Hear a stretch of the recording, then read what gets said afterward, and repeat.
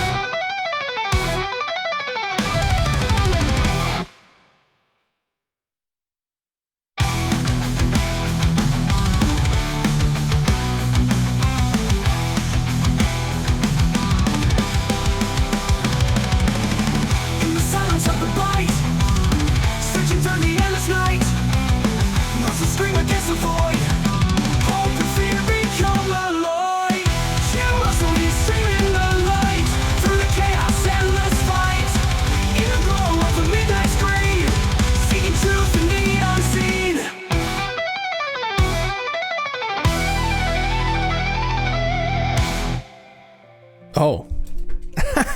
Saw dudes. Welcome back. Here we are again, once again, on this bitch. Yeah, it's not Schizo Sunday. Yale TV couldn't make it this Sunday. I think he's busy watching football. So he'll be on tomorrow night. So tonight I thought, fuck, let's come on and chill and hang out. So welcome everybody. Welcome everybody. Pambo, Digi, HFX Pin, the Sculf. What's up? Korea. Here for the Mantis Man. Yes, we're going to go over them. Oh man, Blip, what's up, man? Welcome everybody. Yeah, fuck, there's been some memes the last couple days I've missed out on. So, man, this fucking thing. Look at this fucking thing. Anyway, fuck. If I move like 1 centimeter, the whole fucking green screen gets fucked. Anyway, it's fine. It's fine. I should HFX Pens. I think we're going to tomorrow night. I think Galen TV has all the spooky stories. I just have all the woo. Yeah. He's getting worse. Yeah, it kind of, it kind of is just going down the toilet a little bit, you know. I mean, to be fair to everybody involved with the efforts, this is where inevitably it was going to go. But I was hoping that first we would get like solid, definitive evidence of aliens visiting us before we got into, well, we can channel them with our minds, right? It's all like, you know, they're taking a step into a place where there's absolutely no footing, where there may have been some if we established them a bit more. So yeah, no, it was good, man. You can see yourself in. You can see yourself in the front row here. Oh fuck. I got a lot of shit up here. I got a lot of stuff. As per usual, I guess. Yeah. It's okay when the CIA says it, but when the citizens say it, silence him and cut them off from communicating online. It's not a bad point, brother. Yeah. So I saw this. It's kind of funny. Did I pull up the other thing too? I think I did pull up DAS's remote viewing. This is kind of unrelated, but related to just government conspiracies more generally. The CIA now agrees with other intel agencies that COVID came from China. Finally, incredible, it took the election of Trump for the truth to come out. We reported 18 months ago that the patient zero worked in the Wuhan lab. Now let's get the truth out on Russiagate, laptop, JFK, and UAPs. The CIA now favors lab leak theory to explain COVID's origins. I mean, like, holy fuck. Like, did we seriously think this came out of the fucking wet market? Fucking, the boys just throwing together bat soup, the pangolin, and give me a fucking break. It's literally the place it came out of was fucking around with the very disease. Like, you know. Anyway, favors. It's crazy that they don't know that definitively yet either, except that they do. They just don't want to say it for whatever reason. I thought I'd bring that up. Yeah, here we go. Yes. Yeah, this is just reiterating it. So this was just yesterday. Daz Smith, he remote views things. I love Daz's work. He's a very open-minded guy who delves into the woo. Years ago, 2020, we remote viewed COVID origin and it showed a lab leak, and ever since we have been fighting critics from feedback. This last year has seen an increase in official sources agreeing with our RV data. Well, it wasn't just the RV data, it was everybody involved. So, yeah. Or lab leak being denounced as dangerous misinformation that had to be monitored off social media. Yeah, man, it's that was in the middle of the PSYOP, wasn't it? And now the PSYOP is waning, and the truth has to come out. So, a strange one, considering that China is a foreign adversary, and you'd think they'd take any opportunity they possibly could. Oh, wait. The U.S. was involved in that lab. Silly me. Silly me. There was a gain of function that was going on in the United States that they shipped offshore to that Wuhan lab, right? Silly me. Anyway, I don't really want to wake up with a heart attack tonight from the CIA, so... Yeah, I know, man. People that like could think critically, I guess, right, Pampo, aren't surprised about this, but it's just one of those things. Again, it's like fucking Christ. I don't have this up here, but man, I saw some photos from the AI guy who killed himself from OpenAI, and oh my god, man, like that room, like people, there's like blood everywhere. Like I think it was supposed to be, a hanging or something. It doesn't really add up. It was floating around Twitter this weekend, and I was like, fuck, man, it's another industry that, there's so much potential there, so much power involved. It's like people starting to speak out, and then those people just become unalived. It's a dark world, honestly. So we just meme for fun on Twitch, on the internet. It's all for fun, Just all jokes, all fucking jokes. Everybody at fucking OpenAI, Sam Altman, and everybody else who's fucked in the head that's killing people over this stuff. Phil Schneider, they killed Phil Schneider years ago. Supposedly he was a UFO whistleblower. Supposedly. What would you do if these guys showed up? Look, dressed like that too. Like it's either sensei or daddy. I don't know. Is that like a kimono or some shit, or is that a bathrobe? Because if that's a bathrobe, then I probably wouldn't keep my cool. I'd probably get very excited, actually. Sweating profusely in excitement, yeah. They also killed Harambe, that's true. That's true. Fuck, man. It's a list, ever-growing list here, yeah. There is a bed in the background. Yes, he visited this gentleman in the evening, late in the evening, probably on a weekend too. And there could only be one reason why he showed up at those hours in this place, and it was to have conversation. Yes, yeah. Bathroom or bedroom? Fuck, it's true. Well, I mean, where would you rather? I mean, considering his build, yeah. I mean, I don't know how messy are things gonna get. I guess, right? What would they be called? Mantussi? The Mantussi of the Mantis? The Mantussi? Yeah. Late night Mantussi. Oh fuck. Yo, bro, can I borrow your shower? Yeah. Oh yeah. Bro, can I borrow your turkey baster? We'll get into this. This is probably completely disorganized. It shouldn't be. So people have been talking about this. Oh my God. I mean, there's like, where the fuck do I even start with this, honestly? Oh, Jesus Christ. Yeah, that's going to be till later. Let's just go through some of this stuff here because, I mean, like for me, I mean, I've been talking about this on here for fuck almost 2 years now. Technically, if we count the Casual Cats podcast, which no one watched, we did 3 seasons of me and Leaky. I've been talking about this for 5 years, but However, Rico, thank you for the follow.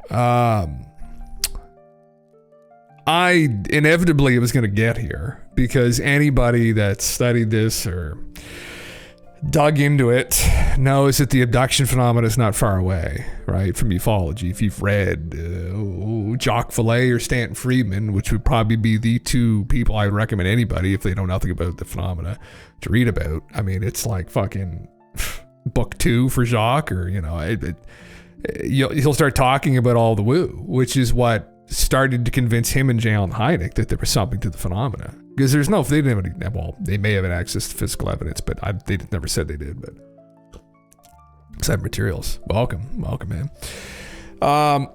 So, I watched through, I should say I skipped through, I watched through bits and pieces of the extended interview that Ross released. The Jake Barber interview, which just started all the egg memes and shit. And I don't know. Here's some clips of it here. This is a guy that Matt from the Good Trouble Show actually interviewed the other night. But man, what was the first abduction case anyhow? Accepting folklore stuff and challenges and whatnot. I know Betty and Barney popularized, but I'm not sure if they were the first. I think they're the first like established one, I guess. Blip. Like they're the first one that. Like they went and they saw an accredited psychiatrist from Harvard. There were a couple other ones. Their names, I'm trying to pull their names out of the back of my head here, that happened probably 10 years before in the 50s. But nobody went and sought professional help in those days is the other problem. So they were the first. They were also a couple, but they sought professional help. And I think that's what really established them as like the first people where we're like, oh shit. It's like, well, that sounds like you might have gone crazy. Have you talked to the people that determine whether or not you went crazy? And they're like, yeah, we didn't go crazy. You're like, oh, that's fucking crazy. So they actually, fucking aliens actually, not the I forget the psychiatrist's name was, or psychologist, one or the other. I worked with him, but I mean, he just didn't know what to think of it. He didn't think they were making it up after doing extensive amount of work with them, but I would say they're like, I would consider them the first one just because, again, they were the first people to go and actually get looked at properly, right? And then from there have been other encounters over the years too. Like Travis Walton happened, 10, 15 years after that in the 70s. He was another person that went like pretty much right after and sought help, right? Worked through the memories and shit. So, yeah. Anyway, let me just read through this post and we'll play this little clip here of John Blitch. So John is a psychologist. So I know of no psychic who is accurate enough to determine friend or foe with anything close to 100% accuracy. Hell, remote viewing always tried to use other forms of intel for confirmation and not just rely on remote viewing data because it's not always accurate. No, it's not. That was one of the problems of it when they tested it, is that there was definitely, what was going on was definitely beyond chance, but it wasn't with an accuracy rate where you could actually trust what you were viewing. There's still a lot of interpretation involved, right? So, although some people, where the fuck did I put him here? We'll get into this in a little bit. Where is he? Joe McMoney, right there. Claimed to have had a higher rate than that. He was recognized. Fucking Jesse Michaels just talking about this in his video. I forget what the award is, but he got an award in the military for his work. He like over 200 accurate hits on enemy weapon systems, enemy intel. So again, there's something to it, but it's not something that you could have a whole lot of faith in. Anyway, I'll play the clip here and see what he says. Mess with their nest, their planet, they're going to come at you with stingers. which I would draw the equivalent is our nuclear weapons. And that's not going to do anybody any good. But you'll stay away and you'll tell your kids, hey, don't go over by that tree, just leave them alone. The Africanized bees, the killer bees, that's not worth it anymore. That they are so aggressive and they are now lethal. And that's what I worry about, that we have gone from this to this. Because we're using offensive weapons against them, you mean? Yeah, and we're not discriminating friend versus foe. How do we know who's the bad guys up there? If you got a flying saucer or a little egg or whatever it is coming into our atmosphere, how do you know they're gonna kidnap a kid out of the bedroom, or they're just gonna welcome you aboard like the friendly space brothers and sisters that are rumored to have occurred? So we don't know that yet. The key to that IFF, the identify friend or foe, is what you just said, the consciousness, right? Because we humans do have that spider sense. And so maybe there are some of us who are sensitive enough to maybe do IFF right now and to aid in that process. My God. Yeah. I mean, well, this does tie in actually a little bit. I don't know if I should play it or not. With the other part that I have up here this evening, which is to do with the dualistic view of alien ethics, right? Is where does it all end when it gets up there, right? I mean, how do they view us? How are they, are there space pirates? Are there, is there an in-between? Are there aliens who don't give a fuck? I mean, I would say pretty clearly there's something else going. If we're dealing with multiple, this is obviously speculation to some degree, but if we're dealing with multiple groups of aliens here, right, and varying ethical orientations, the space pirates would have already fucked the planet completely if they were allowed to, I would imagine. So, yeah, Hendrix, welcome. Yeah. Grand Designs, what's up? So, like for me,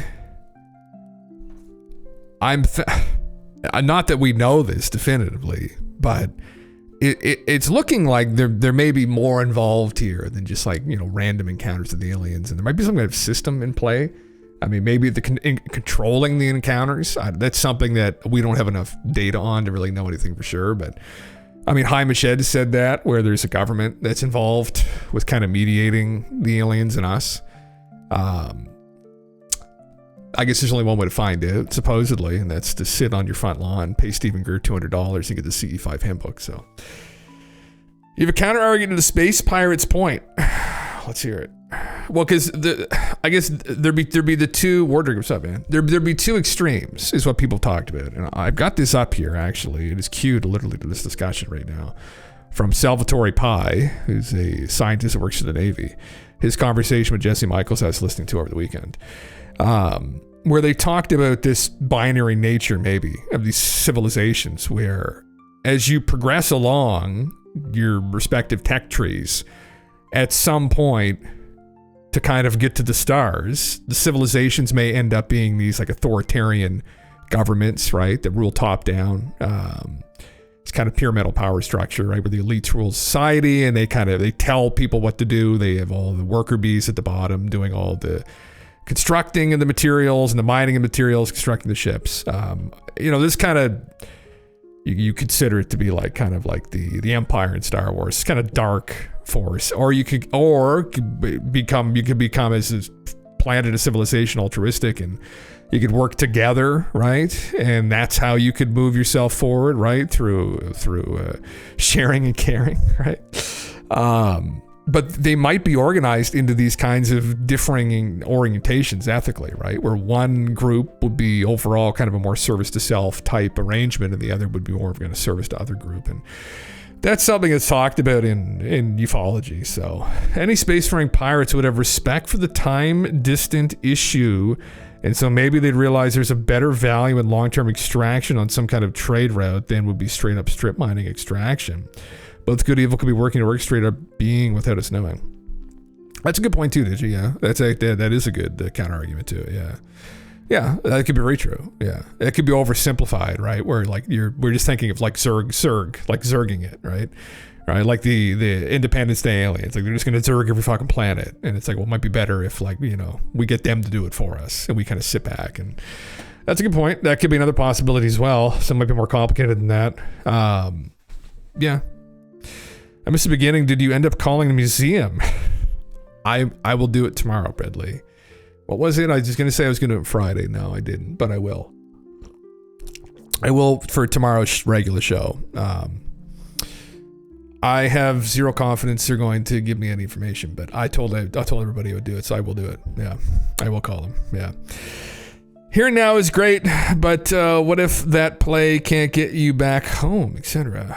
Yeah, it depends how advanced they are, I guess, right? And what their intentions are. So, yeah. You should take into consideration lack of abductions of significant personalities, as far as we know. Old Testament mentions abductions, but seems something else, more spiritual nature.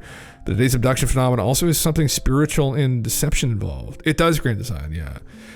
Well, using Betty and Barney Hill as an example, I guess, they definitely had an interest in sperm and eggs. So the reproductive organs, 100%. They had an interest in that. But it's not like they just took what they wanted and threw them back down, but they were very careful about the entire thing too, which is very interesting, where, they walked them in, the entire memory had been altered so that if they remembered it, it wouldn't freak them the fuck out. Because initially when they went through hypnosis, Betty remembered the beings not as aliens or some jarring kind of species she's never seen before, but as like little military men. Whether it was her own brain doing that or it's what they did when they relegated the memories into her like subconscious. But and afterwards too, they had conversation with her and told her where they're from. They didn't really get into like why they were doing what they were doing though, I don't think, in their account. I can't remember. But in some cases they do. Yeah, in some cases it gets very spiritual. In some cases that's literally what they've stated is going on, where we're in a simulation and the player kind of has their own ethical orientations, and it's either a focus on themselves or a focus on others and kind of like helping people, or is it just a focus on yourself? Is that all you care about, right? And it gets complicated because obviously we're complicated creatures, but that's the way they look at it, and that's how they're divided up at that other level of advancement they've reached, which is it's interesting way to look at it. I mean, is it that simple? I don't know. Yeah. I wish I would have kept that book. Yeah, I know, Brad. I know. Yeah, they just gave her the star map. Yeah. Why would physical beings have such powers? You mean to be able to relegate those memories into her subconscious? Good question. Maybe just an understanding of the mind that we don't have, and if they're as advanced as they seem to be, then it wouldn't necessarily surprise me they'd be able to fuck around with memories and whatnot, and if they can fuck around with space-time and get here, right, to begin with. So, I mean, I guess the brain might not be far off from that. So, who knows, though? Yeah, we ultimately don't know. Ultimately, we don't know. But I think this is a clip. I'll just play it quickly because this is. I believe this is our right clip. It wasn't really labeled, but in terms of the political landscape. Yeah, well, we assumed, right, this like binary angels and demons, or angels or demons. Right. But there's no gray zone.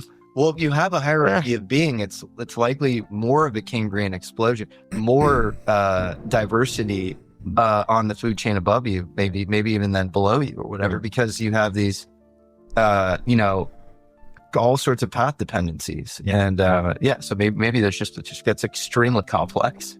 As a counterpoint, Peter Thiel gave a very interesting interview where he talked about who was and is Jesse's boss, actually. So, yeah. Well, he thinks there's an argument for the fact that there might be selective forces that lead to one very good and one very bad. Yeah. And this could give rise to the binary. And I ran a space on it. We talked about it, and it's very controversial because there are people that hate this interpretation. Well, but I think it's very compelling. Well, it's compelling, but it's biblical. It's biblical. Yeah. It is. The war between the children of light and the children of darkness. That's if it ever felt apocalyptic, it does now. I mean, yeah. Antonio Villas Boas claimed to be abducted in 1957 by an egg. Fuck, there you go, man. Holy fuck. Actually, you know what? I think we covered that recently, didn't we? We went through all the egg stories. Right. Okay. Interesting. I didn't know he got abducted by it. I thought he saw it. Okay. Must not have read that. Must not have read through the whole account. Yeah. We talked about this. Yes, we did. Yes, this is exactly what I was referring to. Yes. Yeah. Do you know people who have seen weird beings or phenomena? I do. I do know people who have seen weird things. I know of a couple people who've seen weird things, weird phenomena. Shadow people, UFOs. Who else?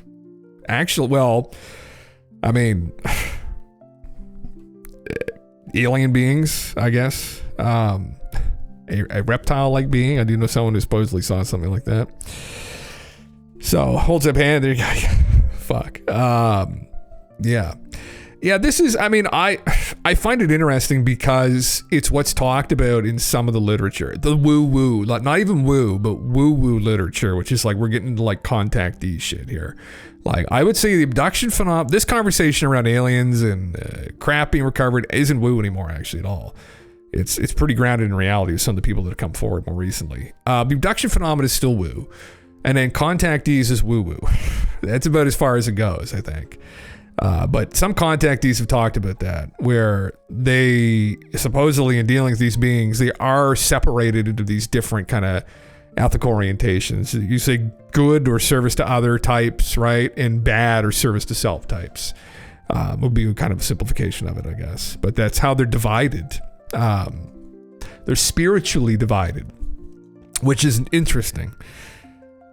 Yeah. Ufologists are almost uniformly hostile to Adamowski, holding not only that his and similar contact stories were fraudulent, but the contactees are making serious UFO investigators look ridiculous. From 1949. Jesus Christ, isn't that funny? God damn it. Well, it's funny because I don't know, Stanton went on to the Benny Barney Hill case really soon. I would say it was in like the late 60s. Like he was onto it really soon, because it was a big deal, like in the States, I think at the time when it happened, for just not just ufology, but it was they made like some headlines, I think, after they went and spoke with the Harvard psychiatrist. So they changed their tune. But yeah, were they awake or woke up seeing him in their surroundings? Oh well, we'd have to ask. I think it was some kind of a waking dream. He had an interaction with I think what had actually happened was, I don't remember if there were substances involved here. There may have been. If there weren't, it was maybe some kind of like a very lucid dream, or even you could say some kind of astral type projecting dream where he like came out of his body, I think, if I'm recalling correctly. And when he came out of his body, he looked around his room and was like, oh my God. And then the next thing he remembered was there was like a being standing there, what he described as like a reptile man. And I had used to tell him stories about all of this fucking shit, but I don't think he particularly took an interest to it. So I thought that was interesting. I was like, oh my God, yeah. It's hypnagogic. You have the shadow people, but yeah. Mm. And that could be some kind of psychological phenomenon. Who knows? But yeah, I've never seen any beings myself. I never had any experiences like that. So I have seen some UFOs, but I don't know that they're NHI. What I saw, they were very anomalous. That was back in September, but it's one of those things. It's like, unfortunately, the way in which it was presented, the element of doubt is still there for me, right? But yeah, I wish I did, but this is why I'd love to have a conversation with him. I'd be like, what the fuck's all this about? What's going on with all this shit? And I was just curious as to this conversation and what Salvatore was going on about. I'm not going to go on too much more. There's some other points here maybe I was going to bring up what Bob Lazar they talked about. But this is a very interesting conversation. Now Salvatore is like all in that. I'll show a picture of him here. But he's all fucking in that we should be getting our shit together in case the aliens attack. And that maybe we should treat them as like a hostile force, an enemy we can unify together under. And I was like, oh my God, no, dude. Like, that's just like a military mind there. Like, I don't know. I don't buy that. I think it isn't clear, I shouldn't say that, but I would bet that there's some kind of government mediating their interactions with us. That'd be my bet. And that's just from reading through Woo, honestly, and some other anecdotes from people supposedly in the know. But I don't think there's a huge panic. But who knows? I mean, we don't know. We could find out that some of our officials are actually not human, and that would be really fucking. That would be a fucked up one, wouldn't it? Yeah. The stories say we're slaves. Should we just ignore that? The stories that say we're slaves usually point to another race of human-like gods. Yeah, and I don't know if that's what Salvatore was getting at. I mean, that's the problem. There's some ambiguity here when people talk about the modern kind of UFO phenomena with like the ancient astronaut phenomena, where they'll point to like, well, the Anunnaki, and it's like, well, oh, sorry, I didn't mean to pin that. I accidentally did that. Where those stories are different. I mean, unless they're out in the solar system, which maybe they are, I don't know. But I don't think that's what's doing the whole abduction phenomenon, in my humble opinion, after having read an ungodly amount of information on both of the phenomena. And I think that's, like, when you look at, that kind of gets into alternative ancient history, and you look at some other group of people that maybe had influenced us in the past. And, I mean, whom some people claim maybe even influenced us and made us to begin with, or made us in their image, which is what many of the creation stories talk about, or the Mesopotamian stories, Anunnaki, talk about fashioning us from clay, right, in their image, mud and clay. But that's not the gray alien, or that's not like the weird metaphysical encounters people have with like the gray aliens or the reptoids or the mantis people, whatever. It's very different. So, you know, I don't know if we should, off of that, think then that they're automatically hostile, because those stories might reflect a different group of people. Might reflect just another group of humans that were fucking around with us. Maybe it went extinct, died out, kind of like Neanderthals. So who knows? Yeah, we should definitely read about it. You read Thiel's book with Blake Masters? I'm sure the one I have not, actually. We should suspect the bases on Earth, oceans, and deep mountains. Is that what Peter said? Is it Peter Thiel who wrote that? Grand Designs? Interesting. Yeah. Yeah, I would, based off of some of these accounts too, right? Like, for instance, not to go on, I'm going to continue through these posts here, but in regards to the whole giant thing we were talking about last time I was on here, if you were to take those stories seriously and think, okay, there was an advanced group of people that had something to do with us, I mean, you would think we would find the remnants around, right? Whether it be even if they were off planet, on the moon, on Mars. There are rumors that there are pyramids and shit on Mars, which is very interesting, right? And seems like a very human thing to do. Build these giant phallic structures, right? Even on planet Earth too, who knows, some of the megalithic sites could actually be attributed to them. We've misattributed them to other cultures because we just don't have the background, the data on them. Hard to say, yeah.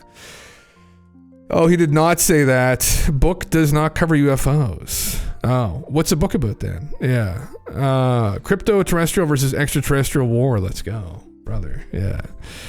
Karen Nix. No, I don't. Who are you?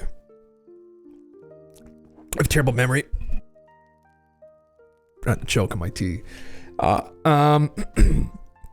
Well, Futurama joke. Oh my God. It's about phallic structures. Oh, it is. Oh, I didn't get the meme. I apologize, Kernix. I did like Futurama growing up, though. Anyway, the interesting talk. Maybe we'll leave it up here for later. We'll go into different bits and pieces of it. Maybe some of the Bob Lazar stuff. I thought it was kind of interesting, some of his comments. He's a very accredited guy. You know, people in physics do take him seriously. He put out some pretty audacious, you know, theories, and standing by them. And Jesse had a friend of his who was a background in physics kind of sit and vet some of the stuff he was saying and have conversation with him. And I enjoyed the conversation ultimately.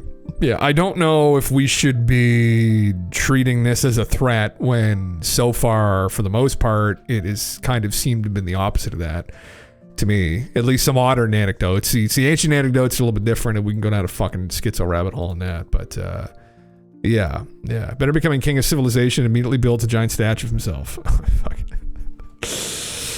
Oh God. Fucking right. Human mutilations. Speaking of which, speaking of negative interactions, this is the first time I heard of that. Am I late to the game? Ross casually drops that statement and then moves on. I pretty much always have a conversation where I push back my chair and I say to the person that I'm having the conversation with, listen, is there any good reason that you can think of for why the public shouldn't know about this? And a couple of them have said, look, some of it's terrifying. You know, there is this issue of abductions, and you know there are human mutilations and animal mutilations, and you know clearly not all the non-humans are friendly. But ultimately, at the heart of it, why should we be withheld from knowledge of something that personally I just take it for granted now? And I know there probably are, you know, there's the Michael Shermers of this world out there who are sitting around in the, God bless him, Mick West. I pretty much always have a conversation with. Yeah, it's what does he mean by that? Does he mean like human mutilations? I don't know of really any stories that talk about that. Whitley Strieber, his first encounter, right, was pretty uncomfortable. And actually subsequent encounters were also supposedly, according to him, uncomfortable. Where, you know, he was like rolled on his side and they're fucking around his ear, and it was very painful and uncomfortable. And so, but I don't know if I would consider that like mutilation or not. So it's hard to fucking say. Seen something about brains being kept alive with their body. Oh, Jesus. Who saw that? Yeah, the most uncomfortable thing that I've run into myself looking into this is I've read almost everything there is to read about this. Oh, that's a pretty audacious thing to say. I shouldn't say that. I've read a lot, though. And if I haven't read some of these works in their entirety, I know about them. I would say the missing, which is kind of unrelated. I mentioned this before. The missing 401 stuff is definitely some of the more disturbing stuff that I've kind of. Oh my God! Lucky fucking this guy right here is right in the fucking money. It's called Missing 401, I believe. Look for human mutilation, Missing 401. You'll find some horrible case like cattle mutilation. Yeah. Although I don't recall the missing 401 case where there was mutilation, but I do recall Dave Politis looking into a lot of cases in national parks of people disappearing anomalously, right? Even some people recently, the one he just released, the guy had gone out with his wife. This was in Canada, I think. He went out with his wife hunting, and they saw a craft in the distance, and it freaked him the fuck out. And he felt compelled to go out again, and he went out by himself, and he disappeared. And they found his truck on with his door open, and he was just gone, just in the middle of nowhere. So, pretty crazy shit. Yeah. Oh, thank you, Green Design. Yeah. Alien activities on Earth exposed. Animal mutilations. Human mutilations. Does this show them? Oh, hopefully not. Is that Bill Cooper? Okay. Okay, it's John Lear. Human mutilation is arguably the most controversial aspect of UFO phenomena. Warning, graphic pictures. How graphic? Okay, yeah, all right. Okay, oh yeah, I know these ones, yep. Yeah, hard to say. Hard to say. I've seen those before. There's one case from South America. Supposedly, the guy's penis and like asshole were like laser like removed or some shit. But some people thought it was like cartel violence or some shit, like, you know, destroying someone's dead body or something. But I mean, who knows what happened to the people that went missing 411, right? I mean, we don't know what happened to them. There's a couple anecdotes of people that supposedly were brought back, but yeah. What is it about? Startups and building the future. Oh, okay, all right, yeah.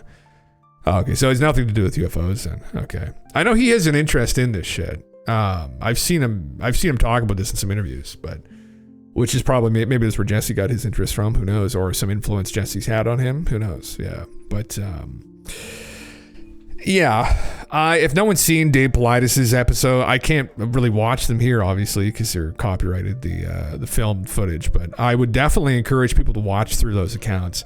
We've gone over some. I mean, you know, it depends how schizo you want to get, right? I mean, you know, if we're talking about psychics summoning and controlling UFOs in the sky, I mean, really, we can go wherever we want with this at that point, right? So if we want to go to a Bigfoot hunter who was on Good Morning America that supposedly had a very negative encounter with some beings out in a national park, we could probably go there because it's kind of on par with that, I would say. So, yeah, although it's good. So, yeah, I mean, I pulled this video up here before, but the whole Bigfoot phenomena is very weird, right? Undoubtedly, there's something going on with it.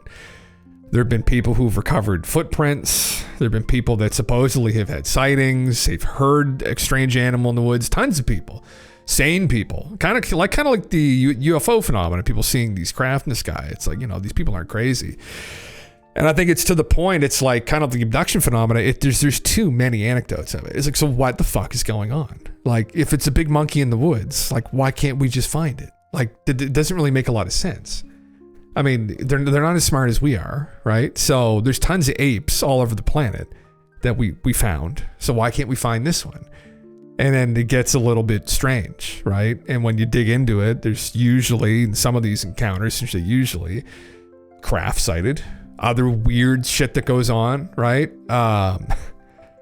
Kind of on par with some UFO abduction cases, like missing time in some instances. I've read the stories, and then I saw that interview. I forget what his name is. We'd have to find it again, but man, he was fucked. And I had to go back through and do a bit of digging on him to make sure this guy wasn't just crazy to begin with. And he wasn't. They had the biggest Bigfoot YouTube channel. They were on Good Morning America. It was that big. They were well known in the whole Squatcher community, I think what they call themselves. And he just went off the deep end after this had happened to him, where essentially he was at a campfire and he was hearing whooping and knocking like outside his apartment. And he lived in like somewhere in Florida, like Orlando. And he started seeing like red eyes in the distance and shit, like in the woods, and it didn't make sense because all that activity that they had saw and heard was like in deep woods, like in the national parks and shit in the east coast of the US. And he thought that they had like followed him to his apartment, that they wanted to interact with him. That's what he thought was going on. So he went out to, I forget the national park was in Florida. I think he mentioned it. So he went out in the middle of nowhere, like in the swamp, and rented a place, like a cabin. And he heard the whooping, the knocking, and he saw the red eyes in the distance, and he was at the campfire and he sat down, and then something grabbed his shoulder and held him down to his chair. And then he noticed there were these shadow beings that came out of his kind of peripheral vision. They were standing just to the side of him, and they started talking with him telepathically, and they started telling him, "We've got you now. We've been stalking, we've been hunting you for a while. And we got you out here by yourself finally, and now we can take our kill." It was just like something of a fucking it was something of like Predator is what it sounded like. And I'm just telling the story. I have no idea, right, whether it's true or not. But they essentially told him that they were hunting him for a while, and they used this Bigfoot thing as a ruse to get people out into deep woods by themselves where they can get at them. Supposedly they can't get at them in the city, in civilization. And so anyway, when they got him out there on his own, fucking covered dog here, they told him they were going to kill him. And halfway through that conversation, the fire snapped and some other voice came in his head and said, "Run inside the house right now." And then he just got up and did it. And he could hear them outside his door all night. And then when morning came, they were gone, and he just left. And that was his experience. And he came back a changed man. I thought the whole thing was just fucking some kind of alien psyop to lure people out in the woods where they disappear them, which is terrifying. I mean, who knows how fucking true that is, but anyway, yeah. Sorry guys, I'm reading some comments. Yeah, you aware of our Strange Skies podcast? I actually am. Someone else had mentioned that, Grant. I don't know if it was you or not. Self-transforming machine of levels of schizo. Yeah, fuck it. Well, that's up there with that, right? I mean, that's literally that level where the beings interact with people in this indirect way, and some of them do kill people supposedly. And how that makes sense? None of it makes sense to me. That doesn't mean it objectively doesn't make sense, right? It just doesn't make sense to me. But I don't understand how things are set up, right? We don't really understand how the universe works or the purpose behind it. I mean, if you're in a very advanced civilization, there may be rules to the game we don't yet see or comprehend that they do. I mean, yeah, there's vocalizations of Bigfoot type beings that have been recorded. Yes, there are grand designs. Yeah, we've listened to them here before. I mean, so what is it? What are we dealing with there? I have no idea.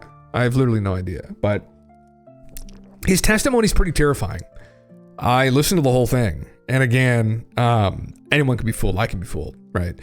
But I've listened to a lot of bullshit. I've listened to a lot of horse shit over the years, you know, and he seemed to me like someone who was clearly going through a mental breakdown. Maybe he hallucinated the entire thing, or maybe something actually happened to him. We'll never know, right? That's the problem. So, yeah. Yeah. You live in one of the towns that Raytheon is based out of. Oh, interesting. Yeah.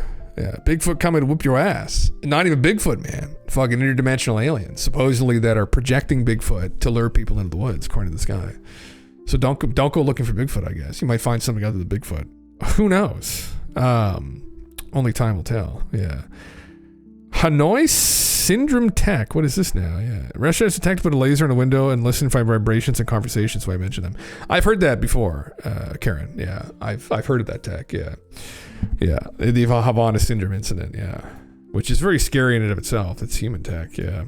This is from that. This is also from that part of the a different part of the podcast. Sorry. He says he blames IC influencer operations for failed whistleblower interview. Ross blames members of the intelligence community for running an influence operation on social media for the News Nation whistleblower interview being poorly received. Oh my God. In the interview, it's clear that Barber was asked if he was a tier 1 operator and stated no, but that was edited out. Now, instead of owning up to being caught potentially editing the interview to deceive the audience to boost Barber's credibility, Coulthard is claiming there's an influence operation being conducted by members of the IC on social media. Which is horseshit. You know, there are people in the intelligence community who are running influence operations through social media. And they're trying to change public opinion. They're trying to drive skepticism. They're trying to shut this story down. Yeah, bullshit. It was too much. It was too much. Again, like we have fun having these conversations. I have fun. We have fun, hopefully, talking about this kind of schizo stuff. The problem is that a lot of it isn't grounded, right? It's speculation. It's based on anecdotes, and I think it's still interesting to talk about. But when you're going to advertise a News Nation special about disclosure, like this could be disclosure, it's like you got to bring something serious to the table, and he didn't. And what he got was backlash from people who were fed up with just being fucking spoon-fed bullshit. So, trust me, bro. And then he turns around and slaps you in the nuts that are quite blue at this point. So it's quite painful. You know, it's quite a painful experience. So yeah. And it's gone a lot further back than people understand. It's hard to untangle all the bad things people did. Yeah, found some lizard man cryptid videos, investigations. Oh, thank you, Grand Science. Oh my heavens, 39 minutes. Fuck yeah. Reptilian Human Paranormal Operator Podcast 18, the Bishopville Lizard Man. Oh my God. Well, maybe we'll get into this in a little bit. Bumps in the light. Lee County seeks lizard with a bad attitude. Christopher Davis recounts experience of the alleged 7-foot tall lizard. The stories are out there. People have seen them. Are they real? Is it another alien race? Who's this that I muted? Oh, yes. All this silliness used to be semi-comical 2 to 3 years ago. Now it's just extremely bizarre and unsettling. Yeah, this guy's a fucking idiot. Stephen Greenstreet's a fucking idiot. I don't know. I think that should probably, most people should probably know that by now. Currently debunking UFOs. Yeah, no. There's something to, I think there's something to CE5. I mean, I don't know what that is exactly, but functioning on the hypothesis we're dealing with something of civilization that's very advanced, that not really that surprising, considering we're already at a stage where we're almost interpreting people's dreams, right? The Japanese have a machine where they're looking inside of people's heads. They can visualize what they're thinking, right? So, I mean, if you extrapolate that out even a fucking couple hundred years, we might be able to, at some point, kind of listen in on people's thoughts, and that wouldn't surprise me. So maybe there's something to that. But yeah, again, it's like trying to sell a special that this is disclosure. No, it's fucking not. And I want to know definitively what the fuck is going on first, right? I want to hear from people that have worked on these programs and know definitively what's going on. Physical evidence. Get a physicist involved. So, yeah. They were already blue. I don't need them black and blue. Fuck, brother. That's exactly true, Will. Fuck. Goes, before Roswell ended the global finance of World War I and World War II. Are you familiar with Hitler's goals in Africa in regards to NHL UFO tech? Karen, I don't know if I am. What was it about? I know Hitler was involved with looking for like religious artifacts. He was quite adamant that he was going to find what the Spear of Destiny was one, and then the Ark of the Covenant was another one that supposedly the Nazis were involved in looking for. And that plays in with his theory, which was based on fantasy to some degree, but that there was this lost race of people that were very advanced that the German people descended from. Yeah. Or basically alien attack, yeah. Or they were a lost relic from another civilization. Yeah. The Aryan race meme, we've gone over this here, originated from a 19th century fiction writer. I forget what the book was called. Actually, I think it was called, they were called the Vril. And this, I mean, the book maybe was called the Vril.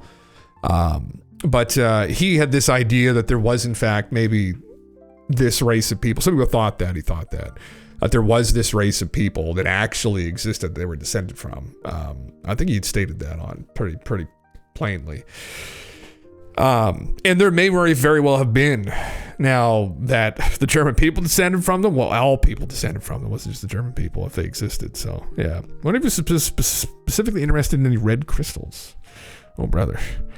Ark of the Covenant, nuclear tech, 40 years in the desert. Yeah, again, I don't know if he's right, but it plays along with the threads and goals. Yeah. Well, yeah, the Graham Hancock did an interesting book on that, where Graham thinks that, I think it's in Ethiopia, Ethiopian priests, I think, maybe have the Ark of the Covenant right now, and that, yeah, it was some kind of ancient nuclear reactor that's still around, and they get radiation poisoning. There's a group of monks, they all go blind. They all develop like really bad cataracts and go blind. And that maybe there's something to that idea. Now, what, that's aliens? I mean, it could be, do I have it up here? Could be these people. Is this it? There you go. Actually, that is it there. It's different cylinder seal, but that is maybe the gods, right? Potentially. Maybe they were alien too. I don't know. But yeah, this is silliness. Shut the fuck up. It's just fucking nonsense, man. I mean, this is silly. This is nonsense. But he's saying the whole thing is nonsense. Shut the fuck up, Steven. You're just so smooth. Like, it's the problem is it's one extreme to another. It's like, yeah. And it's a problem people kind of grift into the space where the general public stopped taking it seriously after a while. And it's like, I don't blame them. It's, yeah. The earliest depictions of gods were closer akin to astronauts. They were, yeah. I mean, I read a lot about ufology. I have an interest in catastrophism. I'm not going to go on a tangent here for people that have heard this fucking 30 fucking times, but I have an interest in ancient history, kind of alternative ancient history arguments that there may have been a different path that happened than what we thought. Or there may have been another group of people here with us that were a little bit more advanced than us. It influenced some of these developing cultures, these hunter-gatherer groups back a long time ago, probably 10, 12,000 years ago. Yeah, they could have very well been. Who knows? Whether they were astronauts. I mean, they supposedly came from heaven, right? What we know of as heaven today, or this object more specifically. And this is Mesopotamian. I think this is Babylonian, the cylinder seal anyway. That's where they came from specifically. So whatever that object is, if we can find out what that object is, then we might have an idea if the gods actually were physical beings that lived, where they originate from. So, yeah. Chariots of the God, chariots of fire and a giant eyeball. Yeah. Yeah. Chariots of the Gods, Eric von Daniken. Yeah. Other mythos. Yeah. I consider myself a cosmetologist in the original series, The World from Digenesis, in that I like to study all the world religions as well. Oh, interesting. Yeah. I mean, I'm not an expert in it personally, Karen. Yeah. I mean, Diogenes, sorry, my fucking brain. I have an interest in some areas. Like some of the classics. I mean, my background academically is in philosophy, so I was a huge fan of Plato and all his works. And obviously through that ran into kind of like the Atlantis stuff from the Timaeus and the Cretaeus and whatnot. And then from there I get interested in Mesopotamian history because the Anunnaki were just a very interesting story. that we still don't really, I mean, we know about their histories, but they're still kind of, the Sumerians in particular is still kind of an enigma, where, you know, they came kind of out of nowhere, and they were supposedly the first civilization, although Göbekli Tepe may have rewritten that. So yeah, got into sociology, but got turned off from structured research because my teacher didn't even know that Sikh wasn't just under Hinduism. Oh, interesting. Okay. Intriguing. Yeah. Yeah, it's, there's so many different areas you can go into looking into. I mean, it's definitely, well, some of the Hindu stories, a lot of stories in India are very interesting too, right? The Bhagavad Gita. There's a lot of interesting stories that pertain to kind of hold the ancient astronaut hypothesis that come into there that like von Daniken had been obsessed with back in the 70s. And I'm not super knowledgeable with that area. I mean, I know a bit about it, but yeah, the Mesopotamian arc was something that I kind of get into. So yeah, we heavily dismissed older Indian and Chinese culture in the West due to our detriment. We just lumped them all together and called it a day. Asians, yeah. Asia, yeah. The East, yeah. Just all one. That's just true, yeah. Well, because it's so complex, right? That's the thing. Like there's so much going on. It was easier to just kind of. It's the thing. It's like we were just going through Africa recently, the Congo, and holy fuck, all the languages, like 75 different languages in like an area the size of I don't know, New York, like. You know, I that's pretty diverse, right? Like, the world's a complicated place. Yeah. They differentiate themselves so much more, and I mean, so to the Western and South American groups, exactly, Nigeria and all those problems in that area, we draw borders to the rulers and make it more problems. Yeah, it's complicated, man. Yeah, it absolutely is. It absolutely is, Karen. Yeah, it's a huge problem. Yeah, and it's oversimplification. It is to our great detriment because I think it's. What have we missed from the story, right? And there's people out there doing good work in this, but they're all very hesitant to come to any fantastical conclusions when sometimes they're staring them right in the face. We were going over this last time I streamed about recovery of some very large bodies all over the eastern U.S., all over the U.S. actually. And where the fuck did they all go? And, you know, to pull this up for a second, that these stories are everywhere, and it's one of those things. It's like nobody wants to be the first person to stick their fucking toe in the pool, right? It's like, especially if it's cold, and especially if it's uncomfortable, right? So it's going to be, you need somebody to just dive in head first for other people to follow with these kinds of things. So yeah. Similarities I find speak some truth about the past while trying to discern the difference of a password down telephone game that was comparable. Yeah, that's exactly it. It is a telephone game, man. Yeah. Heard to be the first person to break the mold. Yeah, that's exactly it. Yeah, they'll yell at you and they'll say you're crazy, or they'll say that, you know, and the worst part of it is when people who are very insecure or have established themselves as experts in the field that you're challenging start to get very nasty and start trying to, you know, maybe get your work pulled, or they start calling you a racist. They start trying to attack your character, right? These ad hominem attacks to just belittle you. If they can't really challenge your argument, they just challenge who you are, your character. They try and pull you down into the mud, and it's nasty shit. And it's something that in this, you know, if anyone in archaeology started taking that one up again, I'd be like, fuck, good luck, guys. I mean, it'd be a fucking mess. So yeah. It's been a week in a psych ward last year over this. It was rough. I imagine it would be. Yeah. Were they testing you? Yeah.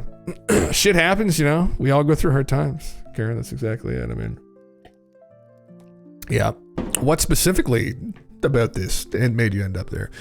I could see some of the stuff around catastrophism could definitely make somebody get real nervous, where they might have a bit of a mental breakdown. I mean, it's a lot. Anyway, I'm not going to go into that area. Sorry, Mike.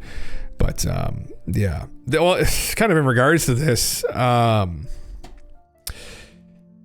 This is in regards to CE5 and shit like that. Yeah. But a former head of the FBI is the head of University Police. I was at afterwards. Oh, Jesus. Rabbit, what's up, man? Tom DeLonge was told to keep quiet. Was it to do with his paranormal experience near Death Valley after using Stephen Grier's CE5 protocols? He was told to keep quiet. Was it to do with his paranormal experience? Okay, he said that twice, brother. Come on, fucking proofread your post. Jesus Christ. You got to realize no one else has gone up there and talked about,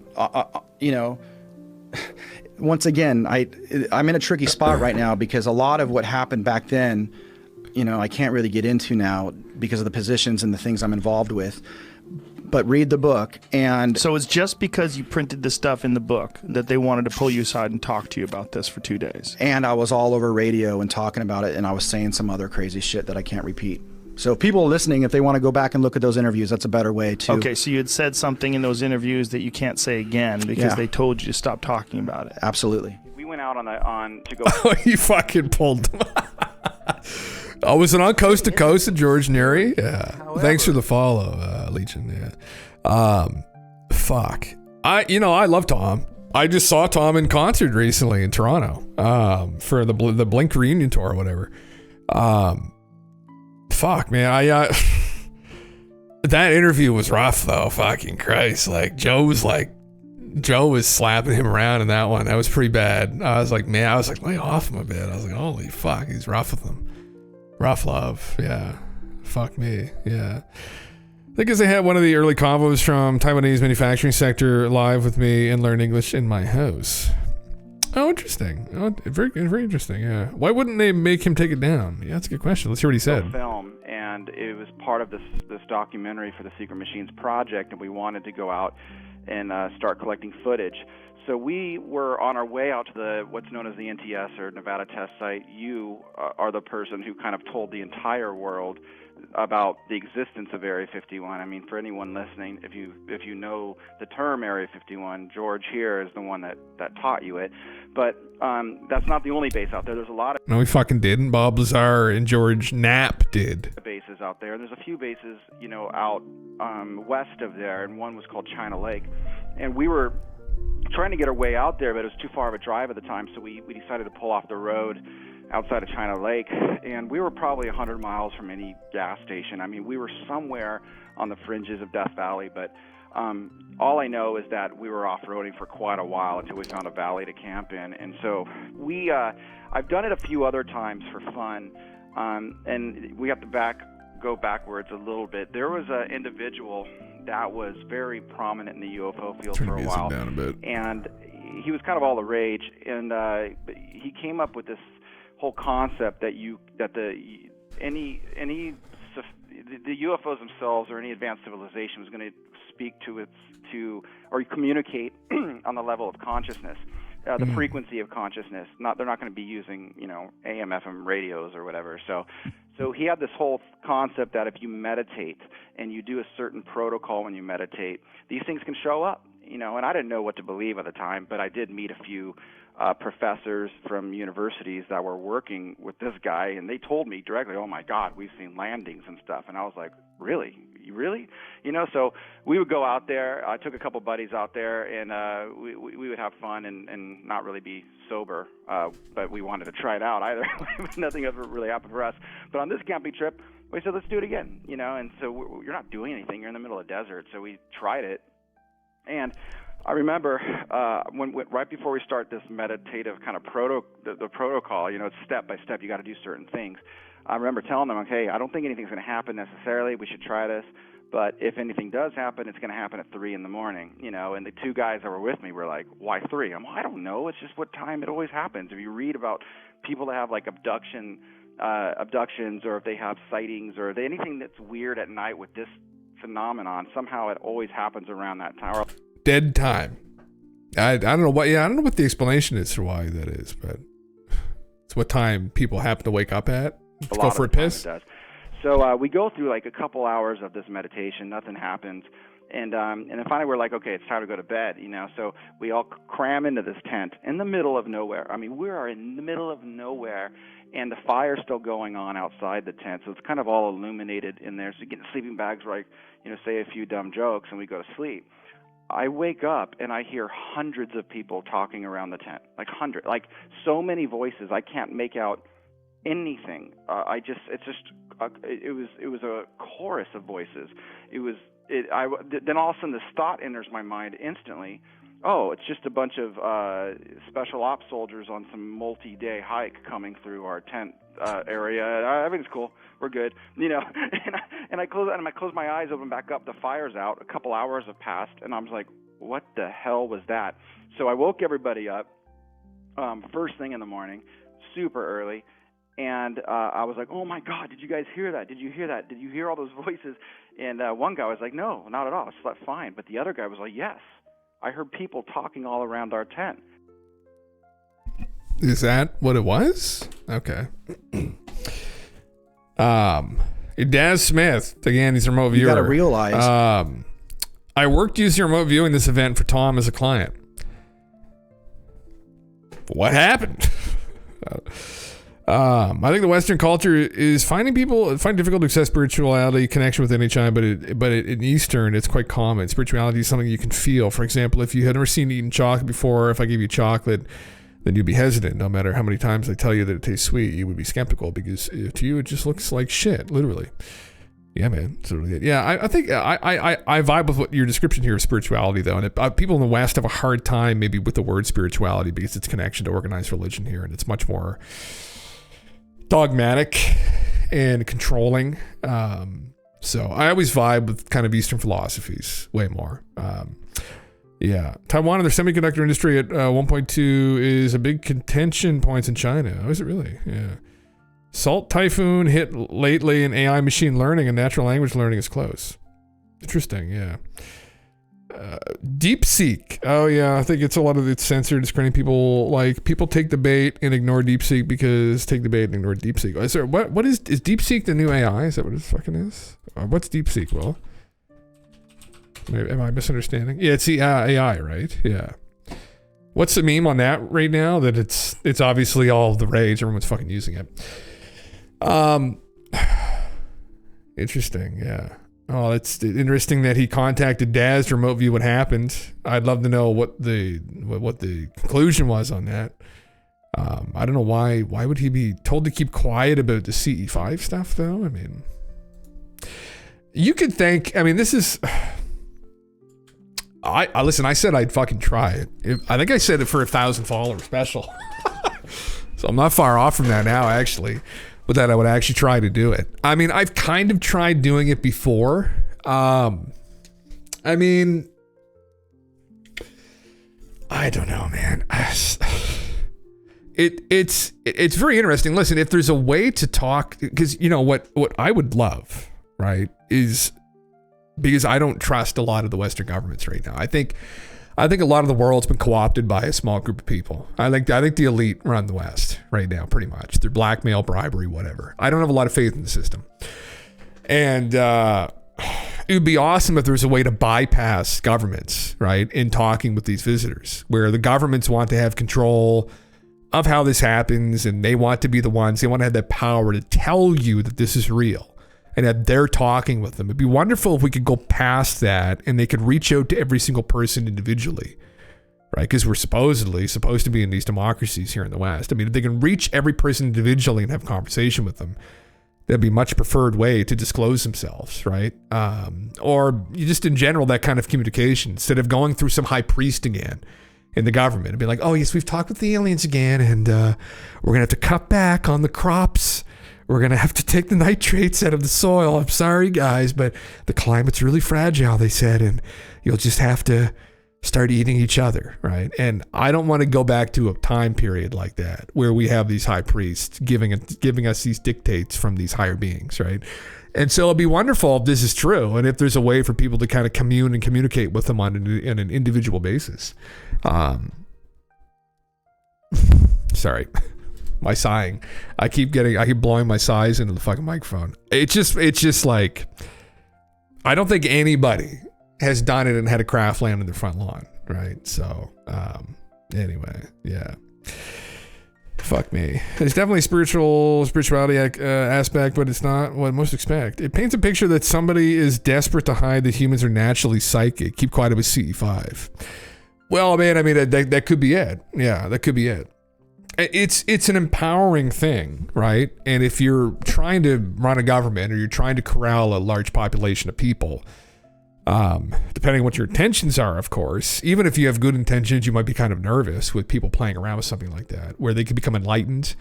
I mean, let's say, for instance, we are kind of co-opted here in the West by this group of elite, right, that have puppeted and manipulated our Western democracies, and they're sitting at the top of the pyramid.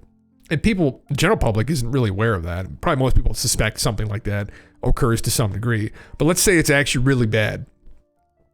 And then they start talking with aliens, and the aliens are like, do you guys know what's going on? Like, do you know who, you know how fucked you guys are right now? You know what's happening, right? Like, those people up in the TV there who are telling you that they love you and they have your best interest in mind. No, they're fucked. Like, they're involved with drug trafficking and human trafficking. And I mean, it could be this great enlightenment and awakening that could happen if that's true. It'd be wonderful, right? It could pull the veil back on for everybody. And maybe that's what would happen. So maybe if there's people in control here in the West, maybe they wouldn't want people to talk with these visitors because they won't want people to have that kind of enlightenment. They might not just go to work tomorrow. They might say, what the fuck am I doing? This is just some kind of control system now that you've created to lock me in here, to keep me away from what I really want to do. I want to go fucking save the turtles, right? Whatever the fuck, Meanwhile, I'm stuck at this bank job, making just above minimum wage in an economy that's absolutely fucked, where chicken's twice the price it was 10 years ago.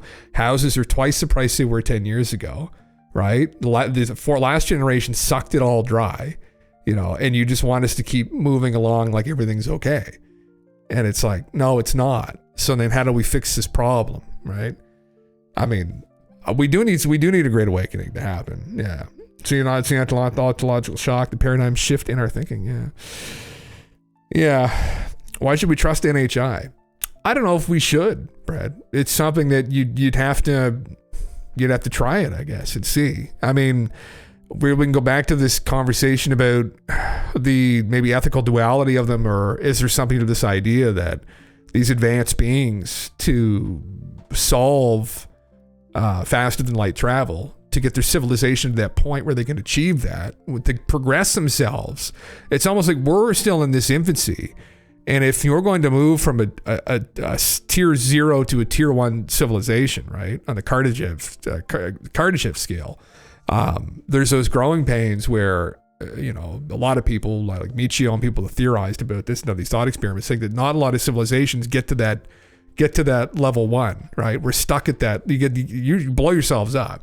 So if they've been able to progress to the point where they can travel the galaxy, they've maybe got their shit together beyond what we have now. So maybe that means that they've figured out that the best way forward is an altruistic one through cooperation. It could also mean, no, that instead they just dominated everybody and kind of relegated them into this kind of caste system where they just know their role and they do it. And if they question it, they get shot down on the street. So I don't know. But so then maybe we should be suspicious. But for instance, people, we want to get woo again because this is what we're talking about tonight. Depending upon your own intentions, maybe that depends on who you get, who answers the phone, right? Like, I guess what do you want out of it, right? I mean, maybe people want to talk to the aliens so that they can get all the answers, so that they can be the smart guy in the room that figures everything out, that gets all the money, that gets all the women. It's all about them. They're just about progressing themselves. It's all they give a fuck about. Maybe you're going to get the aliens that are kind of like, oh, this guy's someone we could fucking, throw in our fucking ranks here. But maybe if you're, putting some other kind of thought out there, right? You want to help people. Maybe you're going to get different kind of people. I mean, who you are as a person may depend on who picks up the phone. Maybe there's something to that. That's what some people in these spaces have said, right? I don't know if there's any truth to that. You have to fucking test that hypothesis, right? It's like, if you talk to the aliens, you say, Jesus, that guy fucking mows his lawn at fucking 6 a.m. every fucking morning. My neighbor. I was like, wouldn't I just love for him to just disappear? It's like, who's going to answer the phone if you put that thought out, right? Even though some people think that almost every morning. So, anyway, yeah. Yeah, NHR are close to the Marvel concept of an observer. They wish they could help more, but all they can do is nudge. Maybe that's the case, Karen. Who knows? I mean, maybe they're not allowed to. Maybe this is something too. I mean, we suppose that it's the Wild West out in the solar system and out in the galaxy because that's how it is on planet Earth, but it might not be, right? We might come to learn things about reality here soon that are to the contrary, and that we're in some kind of a playpen, and that it may not be the Wild West out in the galaxy. I mean, we might learn that we're in a simulation. And that unfortunately, once you get up to that level of development where you can just start lobbing weapons around to blow planets up, you're not allowed to just go around and do whatever the fuck you want. And maybe if we're in a simulation, the architects of the simulation have some say in what happens. And maybe they're directly involved with these visitors as well. And they're this galactic government. I mean, that I didn't just make that up. That's also something that supposedly some of these channelers and contactees talk about. Whether that's true or not, I don't fucking know. But that's something else that's out there in the woo, right? So it's like, they're just people are throwing shit out all the time. It's like, has somebody hit the mark with it yet? Yeah. What we chatting about? What's up, man? Doom, destruction, damnation. Yeah. All of the above, man. Yeah. Farsight just put out a project about ET psyops. Did it really? Simulation theory is just intertwined with black hole projection theory. Is it? Simulation theory, simulation theory in philosophy, Karen, is from Nick Bostrom. It's a thought experiment. So there's a couple other versions of it as well. There's like holographic universe theory is another one. But that we're in some kind of projection, and that I don't really want to go through the whole thought experiment, but that essentially if you accept that there are potentially other civilizations out there, and you go through the time scales we're looking at right now, I mean, at some point in time, some civilization, like looking at ourselves, would probably be able to create a simulation that's indiscernible from reality. We're getting pretty close to that ourselves, right? And we're just two bananas out of the woods here. So if that's the case, and if a civilization 1 billion years ago was able to create a simulation that's indiscernible from reality, if you extrapolate that out, could we be just living in their simulation? Right. There's different bends to that as well, where, I mean, it could be that if an extremely advanced civilization could create a simulation indiscernible from reality, then we could just be in a simulation. That's another argument for it. Is that a possibility? Right. It's a thought experiment. So, but it's an interesting one. Yeah. We're a projection of information from the outside of a black hole, then we're a projection of the hologram within it, and everything is predestined. Okay. That's an interesting one.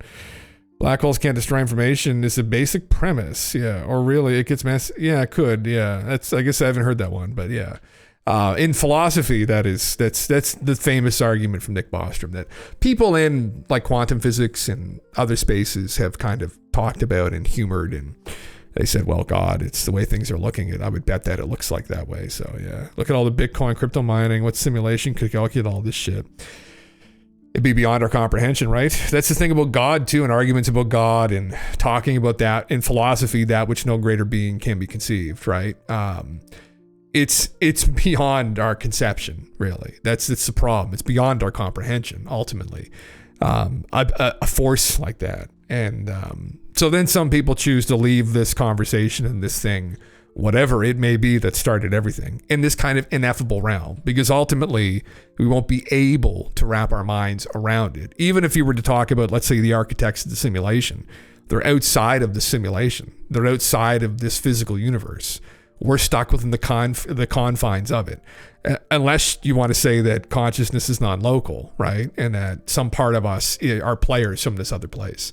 So maybe you could kind of instruct a player to have some analogies or thought experiments that could maybe begin to conceive of it. But ultimately, to wrap your heads around it, it's beyond our comprehension. So you leave it in an ineffable realm, and you just don't talk about it, right? It's just some kind of a force that you just leave it with. You leave it at that. Yeah. Basically, black holes being time wormholes is a weird end of physics theory on it. Crypto mining is just money laundering. Yeah. Consciousness isn't local. That's the problem. Is that your opinion? Yeah. I would probably bet myself that it isn't local either. There's an element of consciousness that may be local, Karen. But yeah, I'd like to think that it isn't local either. I think that things like remote viewing, for instance, are examples potentially of its non-locality. Some people have other kind of contrived definitions of, it's something to do with, it's some kind of quantum phenomena, and that we're all connected to everything anyway, and so that you can't project your mind to Mars. But I don't know. I think that seems a little bit much. But it's hard to say. Yeah. You had epiphany meditating yesterday, Estimer. What happened? What was your epiphany? Yeah. I don't think there's a concept of the soul that binds you to the body. That's why there is a blend of spirituality and mix of all this. You don't think so? Yeah. Interesting. Yeah. Well, you could be just, again, it's who knows what the connection is, right? For players in the game, who knows how that's set up? I mean, it may be intentionally obfuscated from us. Maybe we will never be able to discern that, right? I know we will probably never be able to discern with any certainty within a simulation, at least, right? We won't be having physical evidence of the hardware running it. It wouldn't make any sense, right? You could maybe infer some code running, or there's some things you might be able to infer, but it'd be fucking difficult. So we're kind of doomed. Yeah. Well, just one consciousness seeking meaning. One of the theories behind the egg stuff. I don't know. I like to think we're all individual consciousness. That's what I like to think personally. I like the individuality of it. I feel that that's a thing personally. You know, but I don't know. Ultimately, yeah. Consciousness isn't local, and there is a good book about it called The Holographic Universe by Michael Talbot. I've actually heard of that, Calberton. Yeah. There's different theories on this that people are convinced of that. Yeah. There's some good arguments for it. Oh, we could go over them, but yeah. Yeah. Like that we're a god emerging from an egg of existence. Maybe we're all just players in the game too, though. But there's bigger questions out there. Well, who made the players? And that might be putting the cart before the horse, right? And then fucking the horse runs over the cart and horse shit gets everywhere. And then look where we are. Just talking about horse shit all day, you know? Fucking UFOs and psychics and whatnot. Not that I think that stuff's horse shit, actually. Have you ever thought outside your body, like your mind grew distant from you as you? Outer body disassociation type shit. Oh yeah, when I was high as fuck one day. I was walking through the woods with the boys, fucking got a big vape, and holy fuck, I hauled on that way too long. And next thing I knew, I was walking through the woods, and I was playing Skyrim a lot, because this is probably right around the time when it came out, and I went third person. I hit the scroll wheel, walking through the fucking woods, and I literally saw, I still remember it, the three of us. I was at the back. I saw my back in the back of my head. It was just fucking crazy. Again, is my brain capable of creating that kind of scene? It wasn't like hyper vivid. It wasn't like, you know, but I still saw it. And then when I had my sunglasses on, when I took my sunglasses off, I was sober for a couple seconds. And I did that until I just forgot what the fuck had happened. And the next thing I knew, I was eating pizza in his fucking kitchen, and his mom made us a pizza. And I just remember her just handing me the slice of pizza, looking at my eyes, being like, that guy is fucking sauteed. Anyway, yeah. Yeah, I had one when I was 8 during a dental visit. Oh my heavens. Yeah. I was thinking, currently you think you're present and you're an individual, but in the context of the disassociation experience, what makes that different is that you're viewing someone else's consciousness as different than you. Interesting. Yeah. Yeah, that's interesting. That you just had that during meditation. Yeah. Interesting. Yeah. I mean, it's, yeah, I've heard of people who've been in those states, Astromair. People who are really good at doing meditation and whatnot. People who supposedly can have like out-of-body experiences through meditation and shit like that. And almost because it's a form of like essentially they're getting yourself deep into your brainwaves are getting deep to where you're like almost hypnotized. And if you can get deep enough, I don't think it's too far off from like a hypnagogic state, where strange things happen supposedly when people are in those states. Strange things can happen. They can enter, supposedly, some people think, this super conscious state. I was just reading on my phone, actually. What's it called again? Where the fuck is it? It was a book. I was a fan of Michael Newton's work. Here it is here. What's going to be backwards? Let me pull it up on the screen so we can actually see what it's called. But I've talked about him here before. The book's called Wisdom of Souls. It's very spiritual stuff. Like for some people, they were like woo woo woo, and it is. But this is the book. I didn't know it got published. It was published from his what's he call it? His institute. But he was a clinical psychologist who specialized in hypnotherapy, and he was convinced that if you get people deep enough into hypnosis, kind of right before they start to drift off to sleep and start having these hallucinations, you can almost shut the human off, and the player starts coming through. And so, you know, and it doesn't have to interface with like a human ego, or and it's almost like a direct channel for the player. Now, he didn't frame it like that, but as a young person in philosophy who was reading about a lot of these theories, when I stumbled across his work, I was like, Jesus Christ.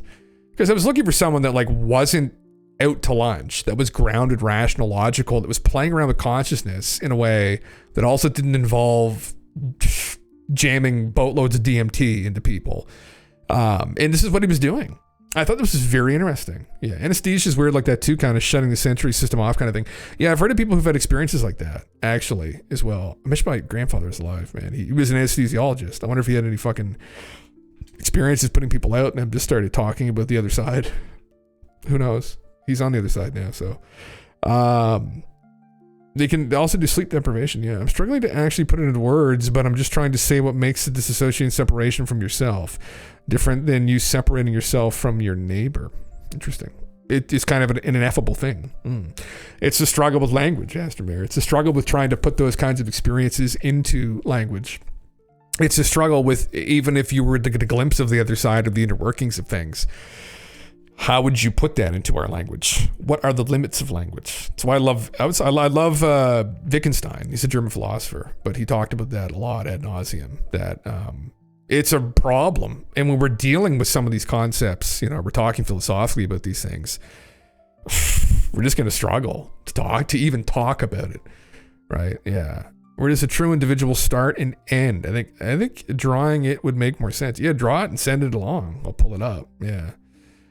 Ego ID, super ID. Yeah, Karen, it's something like he called it a superconscious state is what he called it. So what are the fucking brainwave? Where's ChatGPT? It's just a second here. What are the brain states? Waves in hypnosis. I'll try and spell it out the best I can. Beta waves. Alert, awake, and actively thinking. Beta waves. Alpha waves are below beta waves. Wow, that's fucking crazy when you think about it. Relaxation, calm, focus, and light meditative states. Theta waves is deep relaxation, daydreaming, creativity, and meditation. Delta waves, deep sleep and unconscious, relevance to hypnosis. While less common, some very deep states of hypnosis may exhibit delta waves. Profound relaxation. Yeah. So you're somewhere in between here, I think, in like low theta. So where is it? 4 to 8 hertz. So it'd be like somewhere around like probably like 1 hertz is where you'd be at Michael Newton's technique. But he called it a superconscious state because he noticed after putting thousands of people under, they all were describing similar situations in a similar kind of place. Like he'd have someone, for instance, I'm not going to use a specific example of like a profession, but he'd have someone in who never talked about this kind of stuff whatsoever, right? They had no interest in this conversation. All they cared about were baseball cards. And then he'd put some of these people under to be having these deep philosophical conversations about reality and, you know, life and death and all these, and he'd be like, what in the fuck? Like, he's like, what did I tap into here? Like this isn't this. And he knew these people. He was a fucking psychologist. He's a therapist. He knew them and he got them into this place and they were almost different people. It wasn't the same person anymore he was talking to. And so that's where he started to get into, well, like, who am I talking to? What is this? And he started to kind of discern between there may be a player and a person. And when you're talking to the person, it's the player and the person together, right? It's like an interfacing an avatar where you've got, you know, there's a lot of things. Genetics are a huge component, obviously, like in brain development, how a brain is developed in the womb, right? In the mother, how it's wired, like all the different mannerisms, tics, twitches that you'll do. You inherit from your parents, things you say, your speech. But then there's other things as well that might be going on interfacing with you that is to do with the player. And if there's a way to kind of shut down the human brain to a point, if there's like a sweet spot, the idea is fascinating to me. I don't fucking, maybe Michael Newton is the biggest scam lord on the fucking face of the earth. He's dead now. But he debated me, and I not that I'm just believing it, but I don't fucking know. Yeah, Hindu philosophy calls it a flow state. It's that you have to have your person and player aligned to keep the state to be aligned in goals and morals. Interesting, Karen. Yeah, that's very interesting. Yeah, and it's interesting too because it would explain. And people talk about this in Eastern philosophies, like accessing the Akashic records, right? It's from Hindu philosophy as well, I believe, right? From the Hindus, and it was through manipulating their consciousness through deep meditation and sometimes substances, you know. And by doing that, they could access these other realms, but it was really just accessing different parts of themselves that can access those other realms, right? It's like, you know, kind of logging in your World of Warcraft character and just going upstairs on your phone and looking something up and coming back down, logging back in and updating the guys, you know, in the dungeon. Like, yeah, we're fucked, you know. So, you know, something like that. Yeah, Western medicine brings you back to baseline. Eastern medicine is seeking elevating past that baseline. I could see that. Yeah, I'm not a huge fan of Western medicine. Lots of miracles out of Western medicine to keep people alive, and you know, but just throwing the pills at people nowadays, you know, putting people back to sleep. Says I'm seeing demons every fucking day. They're like, take these pills and you'll stop seeing them. It's like, okay. It's like, I'm not going to encourage that fucking behavior. Who knows though, right? I mean, maybe some of this shit is actually there. I mean, I don't fucking know. I'm glad I don't fucking see it, but who knows? Yeah. Yeah. Western surgery is better. Oh yeah, I was gonna say, yeah, there's some miracles in Western medicine, definitely, but pharmaceutical industries are all fucked. I think we all kind of agree on that probably. That was it right there. This is the first book I read. Journey of Souls. Yeah, case study of life between lives. This other world where everything supposedly goes on, right? This is the other side.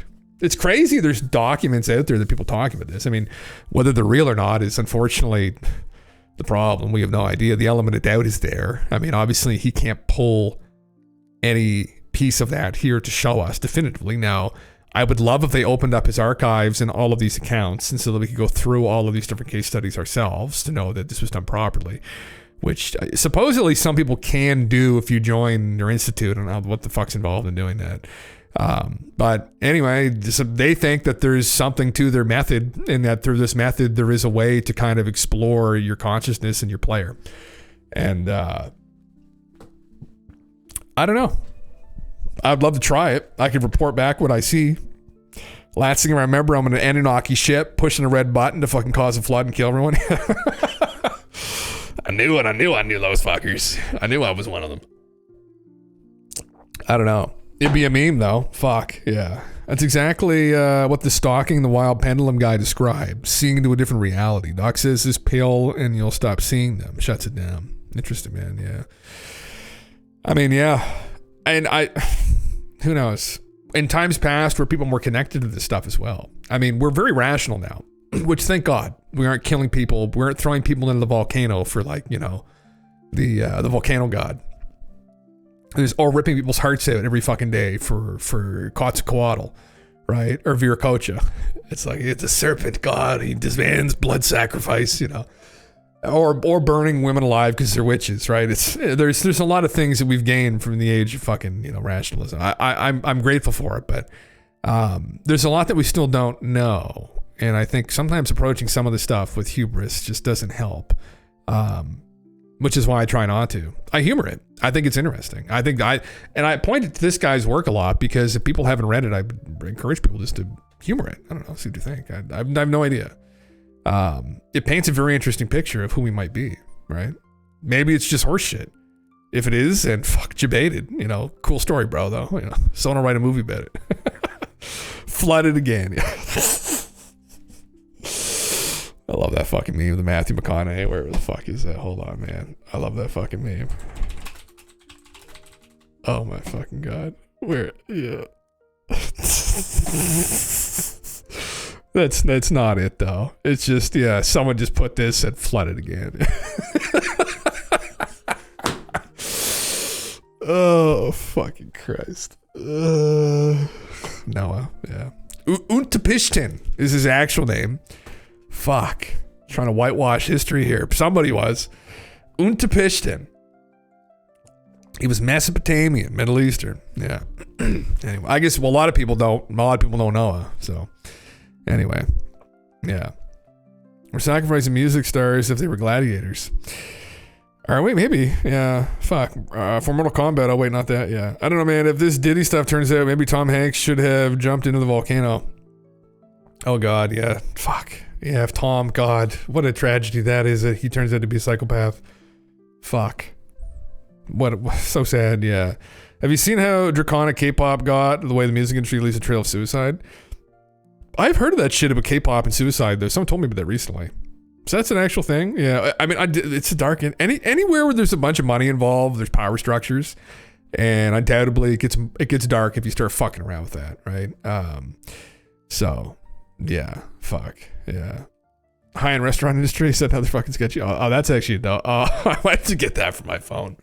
I like Noah more, though. I like the Noah. The Jesus with the crown of thorns is a bit fucking too edgy for me. This is a bit more of a better... That's a better fucking meme for me, honestly. It's just like so poorly paint shopped, photoshopped together in paint. I just love how like poorly crafted. Isn't that a meme now? I like the OG memes that were just like terribly put together in Microsoft Paint. Like the wrestling meme, which the alias I use comes from, you know. It's like, shh, no tears, only dreams now. The gorilla. The gorilla munch gorilla. They train them from when they're like 6 to be perfect. I mean, it's so fucked. Yeah, it's so fucked, Karen. Yeah.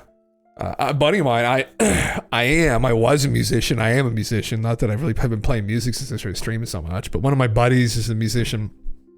He plays piano and he's huge into K-pop. And every time we'd hang out and jam, he'd tell me about K-pop and shit. I'm like, fuck, man, I have no fucking idea. Like, he's trying to write these fucking K-pop songs. I was like, fuck, man. I mean, this is interesting, you know.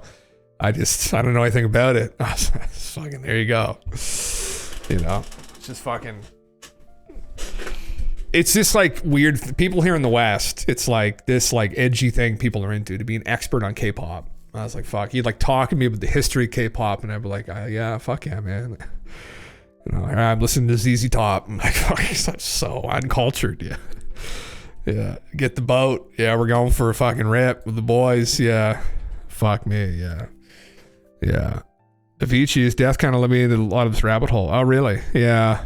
Oh, well, who was it? I think Hendrix, you're saying that, was it Jimmy or somebody? There was a theory that, was it Hendrix may have even been hit by somebody, his manager or something. There was a conspiracy theory around that stuff. I remember hearing that. I think it was from Hendrix in here who told me that, yeah. Starbucks is a pirate version of Guitar Brand and it got a lot of subscription as a service staff. Oh, really? Okay. Yeah, I heard about him, yeah. Yeah, I know a little bit about his lore. I am a guitar player. I grew up listening to him and learning his songs with my guitar teacher. So, but yeah. Yeah, anyway, I mean, interesting shit. Well,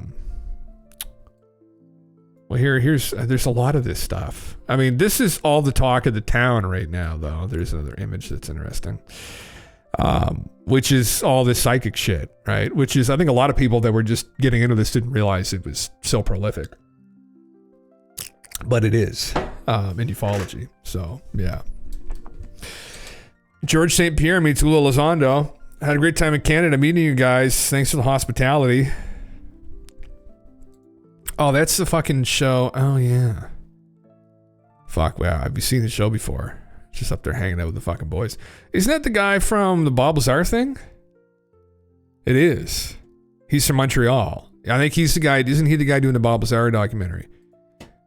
Fuck. And when's that come out? Yeah.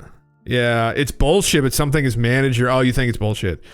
Had him killed because he wanted to leave the manager, and the manager had $1 million contract. Your friend who owns a bassist and drummer's estate is writing a book, and he's basically tear the shreds, and he talked with manager wanting Jimmy dead. Oh, really? Oh, fuck. Yeah. I thought that was kind of an interesting photo. Here's one of the guys. In addition to the crash retrieval narrative, the recent News Nation piece featured the use of a psi and showed the faces of a number of psionic assets, including my own. So this is one of the guys that was shown in the documentary with Ross Coulthart, supposedly summoning a UFO. James Hodgkins. Following an example set by Jake, In sharing their story, I can confidently state that psi phenomena and the non-locality of consciousness are real and accessible to varying degrees by everybody. I say this as someone who has been psychic since early childhood and learned early on about the ridicule that often accompanies sharing these experiences. As a result, I keep this part of my life private for over 30 years. The stigma surrounding psi is perhaps even greater than that of UAPs. Yes, and the two are often interconnected, as highlighted in the News Nation piece. Under the scientific materialist paradigm, what was once regarded as a celebrated gift is now frequently dismissed as ridiculed. Fortunately, this paradigm is beginning to shift, and we hope to contribute in some small way to change that.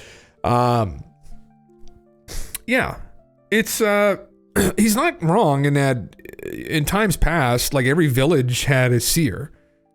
It was common. Even like lords would go, or war chiefs, they would go and they would go confer with the seer or the local psychic before they go to battle. And like, what are our odds of winning? I mean, everybody had one.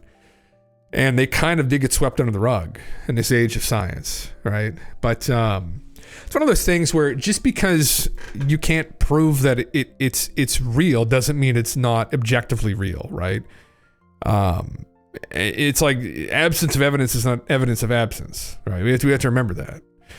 So in approaching some of this stuff, not to approach it with too much hubris, because we don't know. Yeah. Just throw it in the Discord. Throw it in the Discord, Astrobear. Yeah. Keep saying you're a seer. Maybe you are. Who the fuck knows? Yeah, just throw it in the Discord anywhere. Just let me know when you post it, and I'll pull it up. Yeah, just let me know when you post it. Yeah. Oh, Gravatar, the Lazar documentary. Yes. Thanks, man. Yeah. Film release coming soon.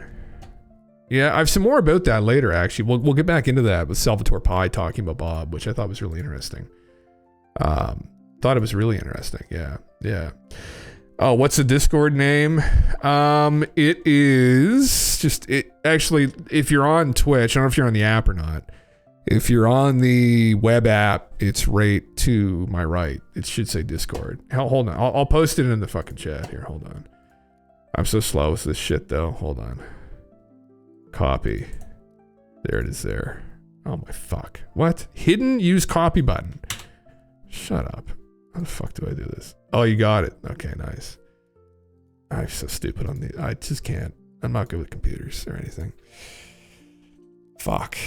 I try. I've learned a lot about shit from doing this. A lot of this was set up by other people other than myself, though. The boys came and gave me a fucking hand. Because I'm not good with this shit. I can hit start streaming and stop streaming. That's about the extent of my knowledge. No, I can do a bit more than that. Not a lot more than that. Anyway, I mean, this guy's fucking interesting. Oh, fuck yeah, here we go. Hell yeah. Let's see this. Let's see. You use me and Bob Lazar. Fuck yeah. Normal. A, Jim. B, Bob Laser. Two separate consciousness. Two normal perspective. Individuals. Everyone is separate. Individualism filter on. Outer body. Am I Jim? That's not me. Disassociation. I am not me. Outer body experience. Individualism filter glitch. So this is me outside of my container, I guess, in that normally you're locked within yourself, but now you're out exploring all these other areas around you. This is the C. And here's a higher consciousness, connected consciousness, individualism filter off, one mind. That we're all out in this place interacting, mingling together. We're one force. Yeah, that's actually really good. I kind of got what you'd said, but yeah, this is a good way of visualizing it. Yeah. So you had this experience, Astromer, when you were doing your meditation. That you experienced this, where your individualism filter glitched and went off. Did you interact with another consciousness? Did you talk to Bob Laser? Bob wouldn't want to let me in his mind because fuck, I would go deep. Yeah. We watched Nosferatu last night. It was a fucking bounce on it. Crazy style. I can see all these fucking memes. I'd be deep in Bob's mind. Bob Laser, yeah. You can't unsee it. Yeah. I've heard of people having these experiences on psychedelics. Some of the boys growing up would talk to me about this, their experiences. Breaking through. I think it's what it's called by the psychonauts. It's breaking through. You break through and you have some kind of ego death that happens, and then you're just... We were just talking about this last night again with Leaky there. But yeah, this feeling of just being a part of everything and not just locked inside the confines of yourself. Yeah. It's just intriguing. Yeah. It's, well, I mean, is this the beginning of our journey here? Have we just been, have we been in our cocoons, right? Are we just the caterpillars and we're about to like spread our wings and become these butterflies? But within our minds, like our consciousness is about to like, is that what's going to happen? Is that how we, and this is a legitimately interesting question, irregardless of how people feel about psychic phenomena or people like summoning UFOs and shit, like James. But how do we reach out to these other beings in the universe?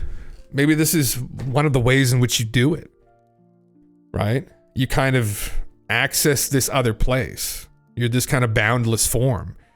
And that's how you reach out. I mean, it seems foreign to us, but so did quantum physics until people started actually getting down to that level and understanding, oh, this is actually a thing. Quantum physics was really a philosophical concept. It was in metaphysics, in philosophy, first iterations.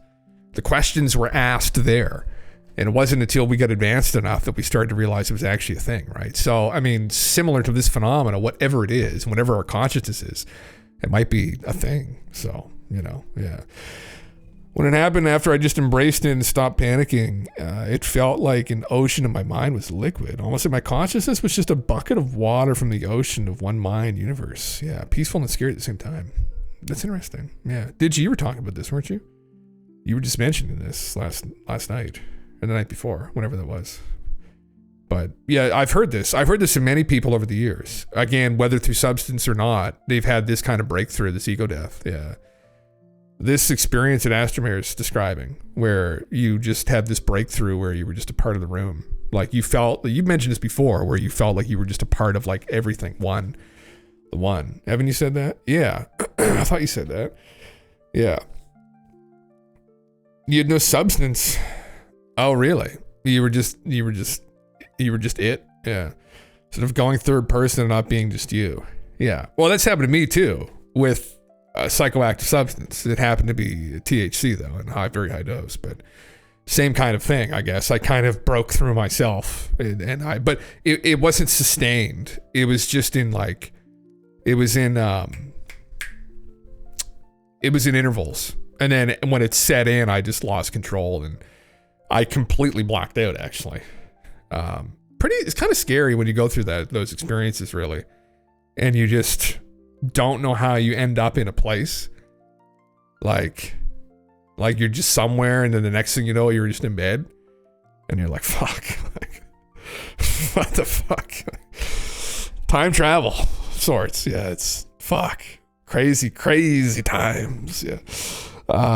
Just to clarify, although I don't even want to care. Just when talking about Hendrix, it wasn't $1 million contract, but an insurance policy with $1 million. Oh, that his manager said had. Oh, okay, interesting. Yeah, so it was an insurance contract, not a contract. Yeah. Vibrations for music and sound. Yeah, interesting. Yeah.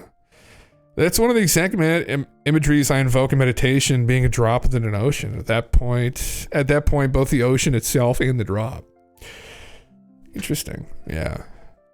I love people. I love the story, Asper. I love people experimenting with this stuff and experimenting with consciousness. It's a problem is there's like no real way to study this in a lab, or people are trying to with DMT, but it's one of those things. It's this subjective phenomena, right? Just like our experiences are. That's the problem, though.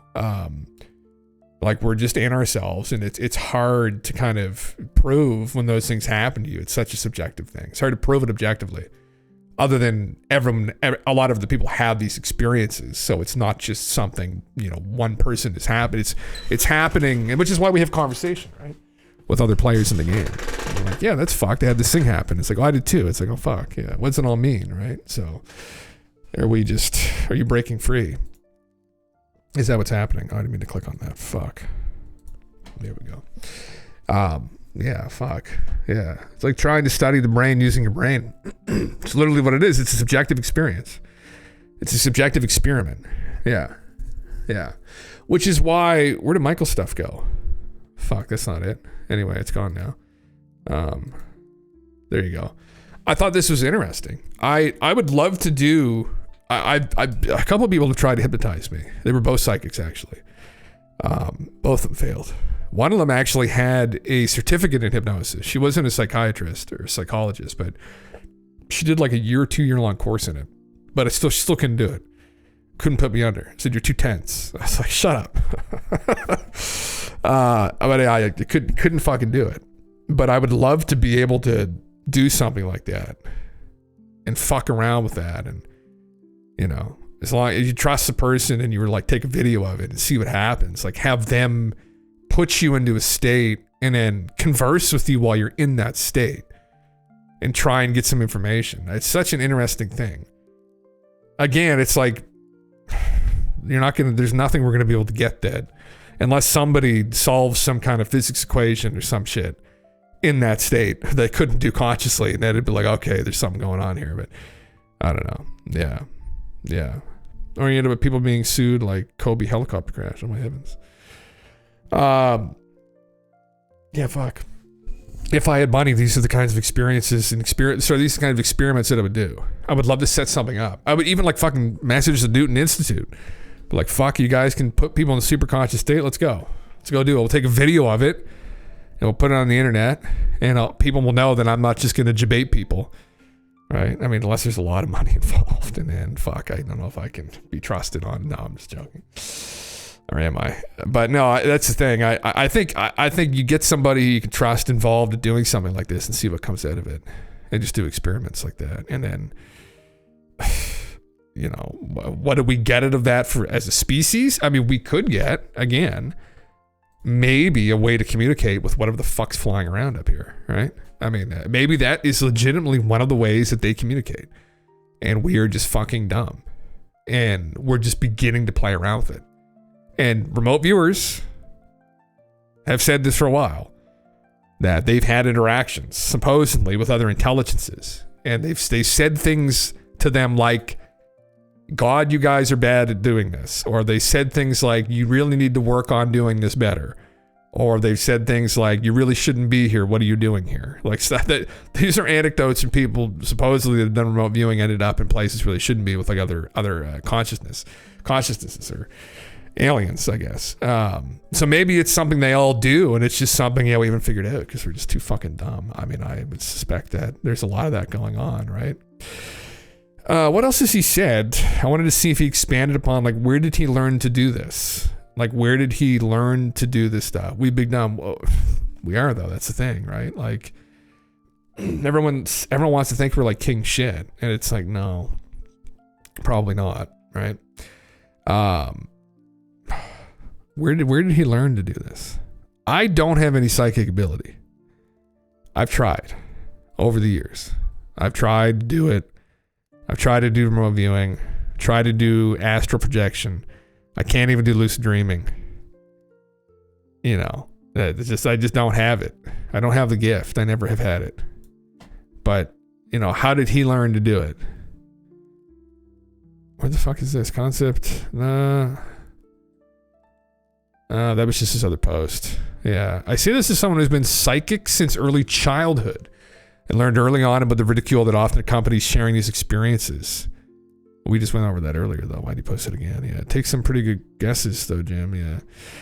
Well, man, maybe we just throw her at the fucking dartboard, bud. We get a handful of ththings and we just lob it at the fucking dartboard. And maybe if one of them hits, it's like, fuck, we did it. Like casting that spell on myself. I feel it. I don't know. Pixel, are you in here? I mean, I've had people who are remote viewers tell me that I should try and do it, and they'd show me, and I was like, I've gone through the Gateway tapes, and I've gone through different protocols, and I've tried to learn how to do it. Maybe if I had a good teacher, I'd be able to, but you know, I would just get myself in trouble instantly too. The first thing I'd be going towards is like dark side of the moon. I'd be hitting UFOs up all the fucking time. Like I'd be disappeared immediately. You know, 100%. Like there would be I just would go into it. Like it's a problem when I do something, I just go at it like 100%.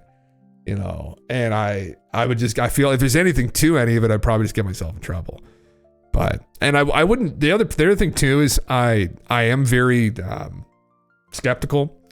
Although I talk about all this shit, I think it's important to talk about it, and I am very skeptical.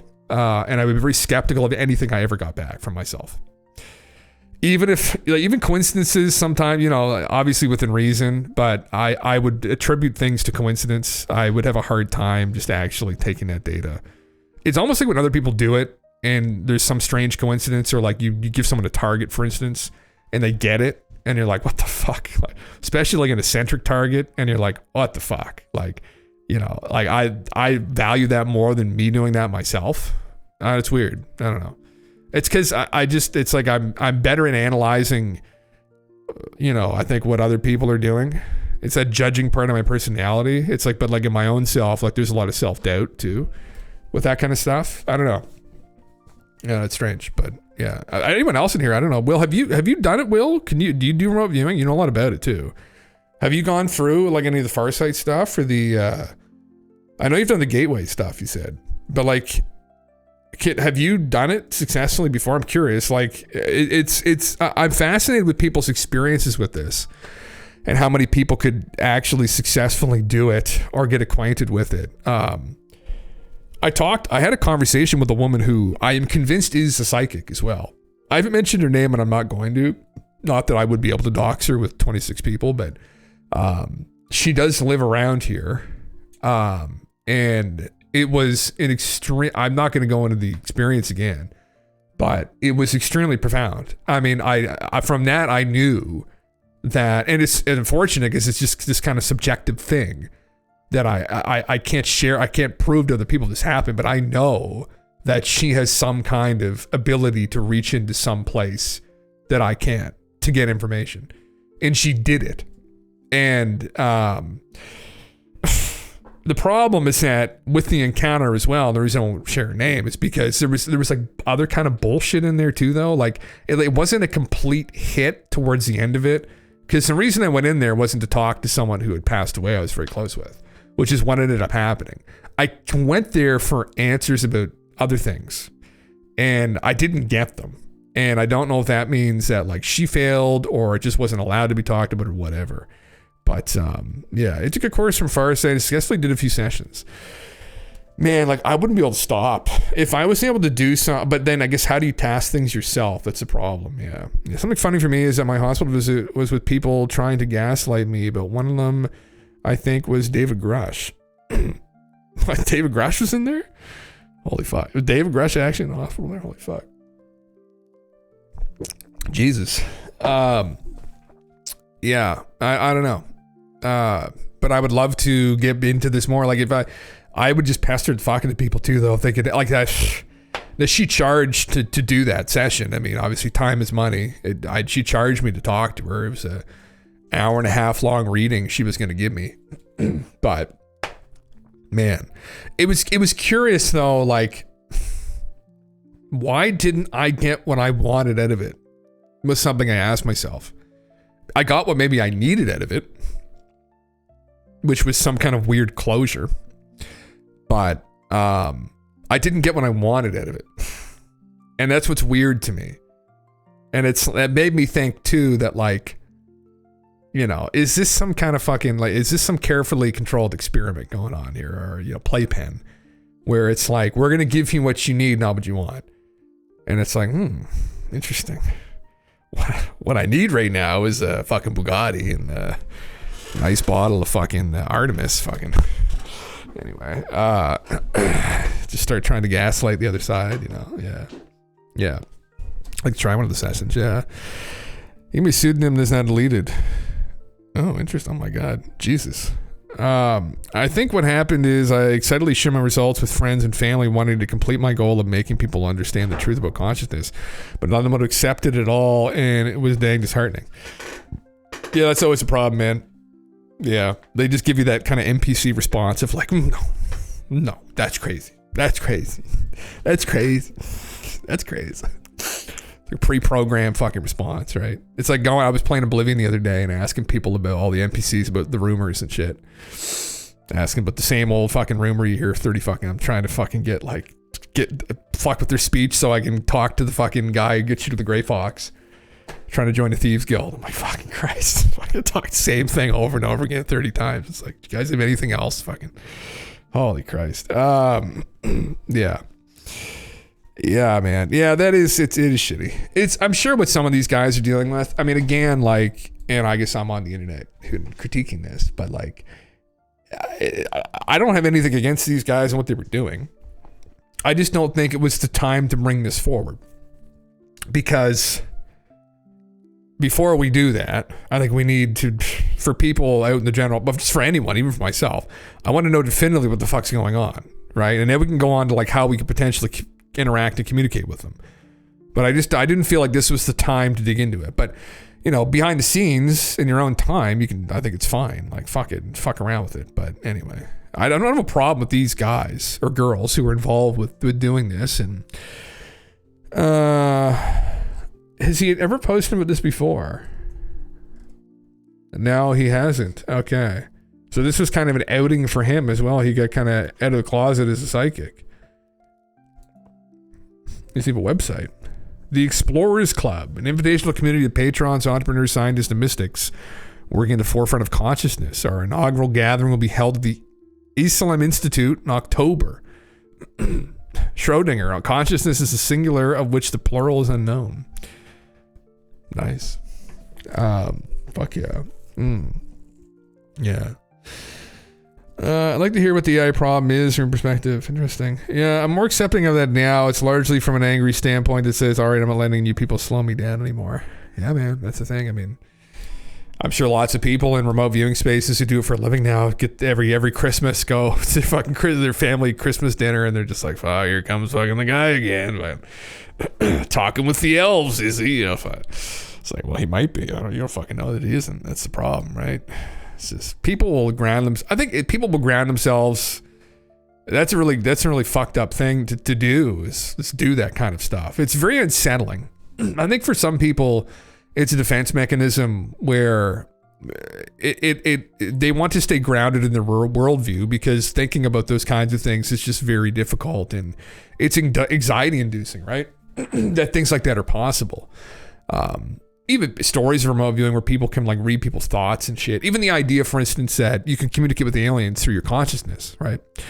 Well, what does that really mean when you think about it for a second, right? Could it mean that the aliens are aware of what all of us are individually thinking at all times, right? What they think about that? Like everybody, like Putin, Trump, Xi Jinping, right?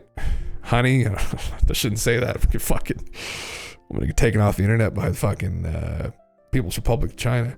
But that's a crazy thing to consider, that they see through us entirely. If that's the case, if they can understand, if they can communicate with our consciousness or tap into it like that, if there are no secrets, right? They know exactly who everyone is down to their core, right? And one of the things in philosophy that I love, right, especially about virtue ethics, is just trying to be the best person you possibly can be all the time. And the goal is like deep in your soul to just be a good person, and there are good reasons for why you should be. And transparency is one of those tenets, really, in being transparent. And so if I were to talk with them, they might be like, Jim, like, what were you looking at on the internet? I'm like, fuck, brother, it's like, it is what it is. Something better, they're all like, yeah, I can see through you. That's good. Like, it's like you're a good person now, right? Like, and maybe that's where this all begins, right? And that's maybe what some people won't want to deal with, is that they'll look right through them. And that's something that's kind of talked about in the abduction phenomena. people have these experiences. Even Betty Barney Hill, actually, where they came right up to her eye to eye, looked at her, and it felt like they looked right through them. They knew everything about them. There was no hiding anything. There was no concealing anything about any part of themselves. They were just all on display. And can we as a species handle that now? I don't know if we can. That would be some of the ontological shock that might happen if we actually open ourselves up to some of these advanced beings. So who knows? Yeah. Yeah. Yeah. This could lead to the whole we're special because we have a soul situation where electrical life wouldn't necessarily. Interesting. That's not how telepathy works. You don't think so, Calibron? How does telepathy work? You don't think there's any way though that you can access our minds? How does telepathy work? I guess I don't know if we know how telepathy works. Do we? I'm not sure that we do. As far as I'm aware, it's not like a real thing that we know about right now definitively. I mean, there are ideas that you can put thoughts in other people's heads. Can you extract thoughts from people's heads? Can you see into people? I mean, I don't know. I can't do it, so I don't know. It's a question that I'm asking ultimately. Is it something that they can do? Can they interact with us in that way? Can they see through us as well? Can they anticipate us? Is the other thing as well from that. And what does that really mean to anticipate the entire species? I mean, yeah. Fuck. I don't know. Very strange. Strange places. Very strange places. There will undoubtedly be a Rule 34 of the galaxy's internet. Are we ready to see that? I'm not ready to see that right now. Yeah. I'm trying to follow this other conversation you're having, Dizzy. Yeah. Yeah. You have the ability to speak and hear. Can everyone in the world hear you right now if we speak? There is a range. For us, there is. Something like that also exists in telepathy in terms of frequency. For us, there is a range. But in CE5, right, Calibron, the idea is that you're able to project your consciousness out to something, and something answers the phone, right? If there's any truth to it. But for us, there's a range, right? Just like for us, there's a range with our phones currently, but in the future, there won't be. So as we progress, have they progressed to a point where the range is infinite or it appears infinite to us? If the CE5 thing to me, if there's any truth to it, just means that they can tap into us whenever they want, because all we're doing is trying to tap into them. And some people think it works. I haven't done it. I don't fucking know. It's the idea of it that I find interesting ultimately. If there's truth to it, then it's something that I think we should explore further. If this guy watching these fucking things fly around on this fucking page and was mesmerized, whatever the fuck this is, mosquitoes in the moonlight, or moss in the moonlight, the forbidden lamp, brother. That's what we're going towards, though. This forbidden lamp, or whatever the fuck it is, wherever it takes us, and whatever happens when we get there, right? Do we reach utopia, or do the aliens pull us up and the mantis people have their way with us? Is that a bad thing? I don't know.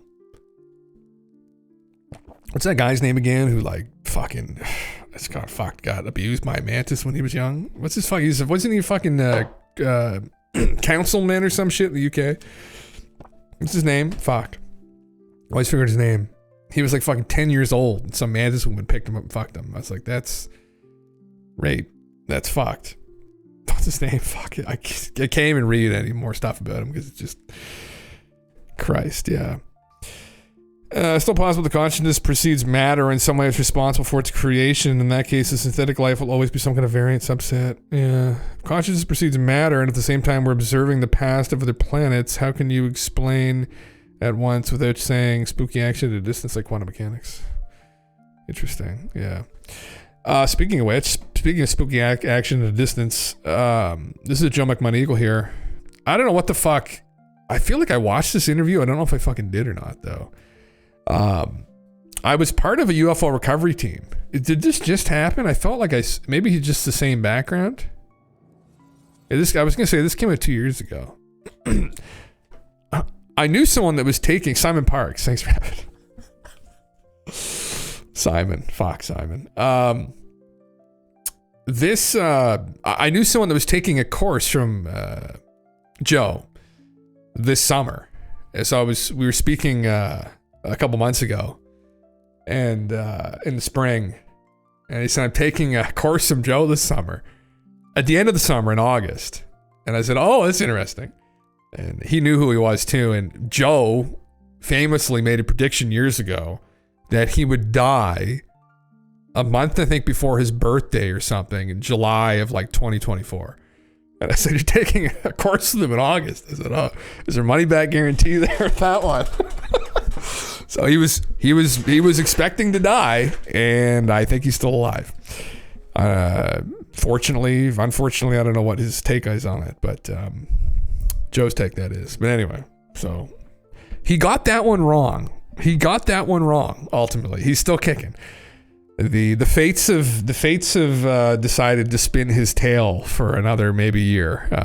I was part of an unidentified flying object recovery team for 15 years, and spent a lot of time at a multitude of different crash sites, and it just the data that we were able to collect, let's say out of 12 different sites, 11 of them were our stuff. Okay, it was clear when you actually got there and looked at the evidence on the ground and looked at the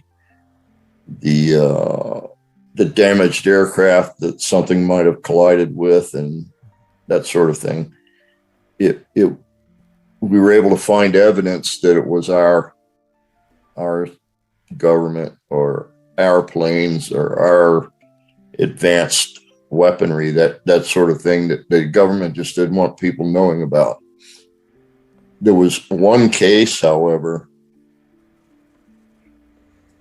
that seemed to be real. And that's the one case that also seemed to have had a live entity on board. Okay. And, but everything, we found the logbook at I think it was the Los Angeles Times. We found the logbook where parts or pieces were logged in and locked in a safe there. We found notes from the person who went out to photograph it. And since the event occurred directly over what's called a dry mine, it's where they shovel dirt into buckets out in the desert and then take it home and wash it out. It was a dry mine, and so we figured it had to be registered, and it was. And we were able to, after about 10 days of searching, find the actual dry mine and see the evidence there. And you could still see where the heavy equipment had come in and moved the object, whatever the object was, and the full impact of how the object wedged into the side of a hill gave the impression that it was oblique and flat, more flat than not. And we even found the aircraft that it collided with, where it augured into the desert 5 miles away and burned. Jesus. So, but that's the only one. Okay. Yeah. That really left any evidence that it might have been real. But it was gone within 24 hours. I mean, they came in with heavy equipment, loaded it on flatbeds, and spirited it off somewhere. It's out in the desert in that big warehouse. I mean, there's a lot of fish on his wall. I kept looking at all the fish. I'm like, holy fuck, brother. You got a whole aquarium on his wall there, for Christ's sake. You think like these crashes that happen though, like, would you not see that streaking through the sky? I guess people would, I imagine, see that object streaking through the sky and then crashing into the fucking ground. I mean, are there just a bunch of stories that there are stories that there are people supposedly seeing shit like that? But it's like, fuck, man, like, Jesus. Yeah, it's, again, for people that don't know who the fuck this is like the remote viewer, I guess some people say. aside from Ingo Swann, who made up the protocol. But Joe was like the guy. He's the guy who did this remote viewing of Mars I always bring up. The CIA document. He's the guy who did this back in the 80s. He was at the Monroe Institute with Bob Monroe back then. But yeah. Fishman, we're going to get him in 2024, but the massive flood event failed to occur. Thus Joe lives. They didn't flood it. They're going to flood it soon now, supposedly. So you have lots of fish on hand, you know. Fuck. Yeah. What's his name? Owanis. Owanis was the fish man. Where is he? He's actually a real character from Mesopotamian history. It's not this guy. Where the fuck is he? He's actually in the relief here of the one that I really love that I can't find the source on right here. Guy on the left. His name's Owanis. He's a fish man. Undoubtedly where the whole Jesus fish probably came from. That Christians put on the back of their car. There's like some connection to him, and I mean it's obviously from the Bible, story in the Bible, obviously in the New Testament, but you know, but the depiction, he was all throughout Mesopotamia as this fish man that would come into the waters and enlighten people, and some kind of connection. It's kind of like a Christ energy with him, honestly. I mean, it's where the overlap comes through, and there's a telephone game. It gets complicated, right? You know, anyway, not that Jesus, I think, was a character that existed. I've been told by smarter people than myself that there's actual scholarly evidence for this. They think, I don't know, not the Shroud of Turin. I don't think that was an actual artifact, but who knows? But anyway, yeah. Anyway, I don't need to go over this again, but it's probably, this is one of the first things I really looked at with remote viewing when I was looking into it. This whole story was just crazy to me, and it still is, and it's something that needs to be brought up. It's a thread that hasn't really still been pulled on, and connected, and it's a thread that there were these giant people in the past on Earth, who were more advanced than us. And that he saw this blind. I mean, fuck. I mean, what's what it really connects to? Lost race of humans. Just got to find physical evidence, which is why I have to remember to call the what the fuck? I got it up here still. I have to remember to call the Carnegie Museum of Pittsburgh, and I still have. See, I still intend to do this, and I still have the account here from the Carnegie Museum of Pittsburgh. Bones of supposed mound builder. I still can't. I was reading through this yesterday because they weren't open on the weekend, so I had a chance on Friday and I was out and I didn't get around to doing it. But I still just the way this is fucking worded, man. Like, where's Flint Dibble? Like, Flint, I'm gonna drag your balls to this place and we're gonna give me an explanation of how this fucking makes any sense. And the whole narrative changed. How did the whole narrative change? Bones of supposed mound builder. Those of man 8 or 9 feet high. Like, up a mound of the ancient race that inhabited this section and secured the skeleton of a man. But where did he said this? Where it preceded the Native Americans. Hold on a second here. In this article, man, I can't wait to talk to somebody from here to fucking explain this to me. If I'm gonna get to that point, I'm gonna debate them and tell them I'm a wealthy donor and I want to donate money to the museum, and they need to answer me this question before I send them a check. So, where the fuck was it again? Yeah. The scientist figures that this skeleton was the framework of a person of the prehistoric race that had inhabited this section before the American Indians.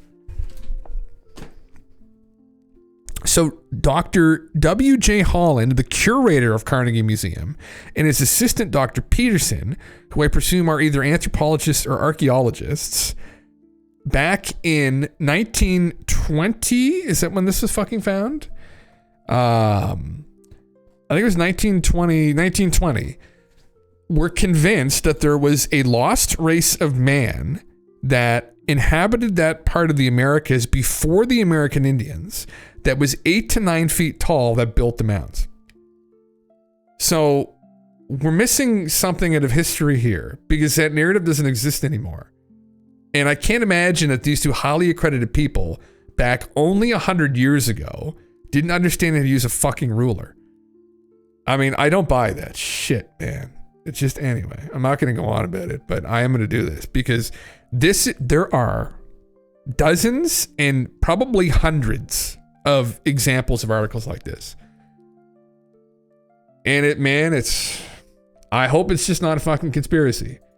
And you see these motherfuckers all through Mesopotamia. And they're flying on a comet. We are looking for a comet planet right now, actually, called Planet 9. I think it's an ice ball. Is it? Is it, though? That's the question, right? They say, Jim, that's crazy talk. I was like, yes, so is this, except it's not. So it's time for these people to wake the fuck up, right? I know what they're going to say. They're going to say, oh, those were the bones of a giant sloth. They misidentified. I'm like, no, they fucking didn't. So that was a long time ago, 1920. Yeah, okay, that's when we figured out general relativity too. So again, people knew how to use a fucking ruler back then. So you're going to tell me back when Einstein, Tesla, everybody else, right, that kind of set the foundations of modern physics was around, that these guys didn't know how to use a fucking ruler or tell a fucking, was it a human femur apart from that of a woolly mammoth or fucking giant sloth? Like fuck. No. No. And why is this important again? Well, it's important because it gets into who the fuck built some of these megalithic sites. Who were these people from this fabled place that Plato referred to as Atlantis? Who are these people? Specifically, who are these people, right? I don't want to just get into it half-assed. I want, what's the objective truths here? And can we handle them? And are they still out there now? Were they on Mars? Are they on Mars? Were they on Earth? Are they on Earth? Maybe. Who knows? We'll find out soon. I'll call them. What am I going to say, I guess? I'll have to figure something out. Where was the fucking contact page again?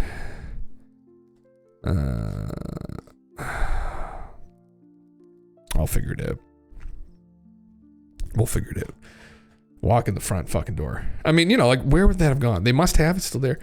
Wouldn't that be a crazy stream milestone, though, if I could figure this out? Like, if I can actually if we could figure this out for the stream, and we can actually get pictures of the remnants of this body still at this museum, that would just be, oh, fuck. I would tag Flint Dibble in it, and I'd say, you fucking, I say, explain this, pal. Yeah.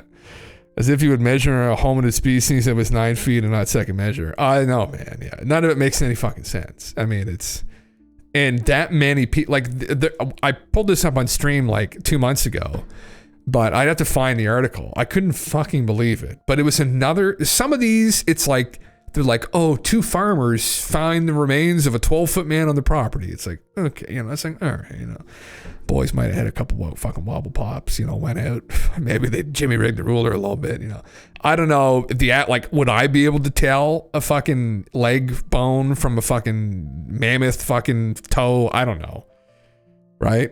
But the find we saw was 80 bodies were recovered at one of these mounds, and they were all over 7 feet tall. And it was discovered by an anthropologist and an archaeologist. And it was in like the late 1800s. I was like, you're going to mismeasure 80 fucking bodies? Like, where did they go? I think it was in Chicago or somewhere weird. I had to find the actual newspaper clipping again.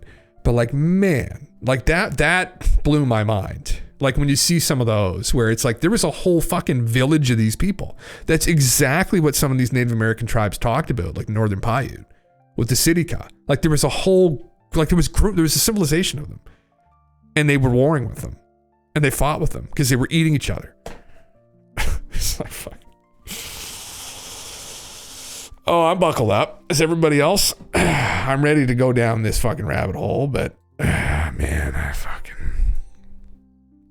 Well, you know where it goes. I mean, I'm just going to say it. I'm going to place a bet now. Where it fucking goes is that right there, right? That fucking object right there. And that's the other part I don't know if we're ready to deal with, which is, again, were they a lost race of man? Were they from here? And that's when it gets a little more schizo. I don't know that. Right. That's it. But just to start, we're going to start with Lost Race of Man. Anyway, fuck me. Yeah. Here's UFO video. Fast moving UAP over Philly last night. Above and right the bright light. This is a guy who was doing the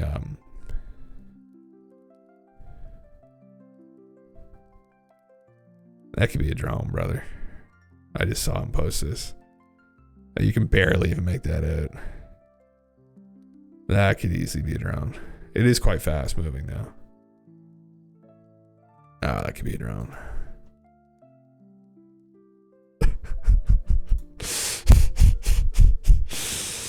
Yeah, this is the other question. If we can talk to the aliens, the first time I'm going to ask them, though, is like, guys, okay, we've had digital cameras for, it's been going on almost 30 years now.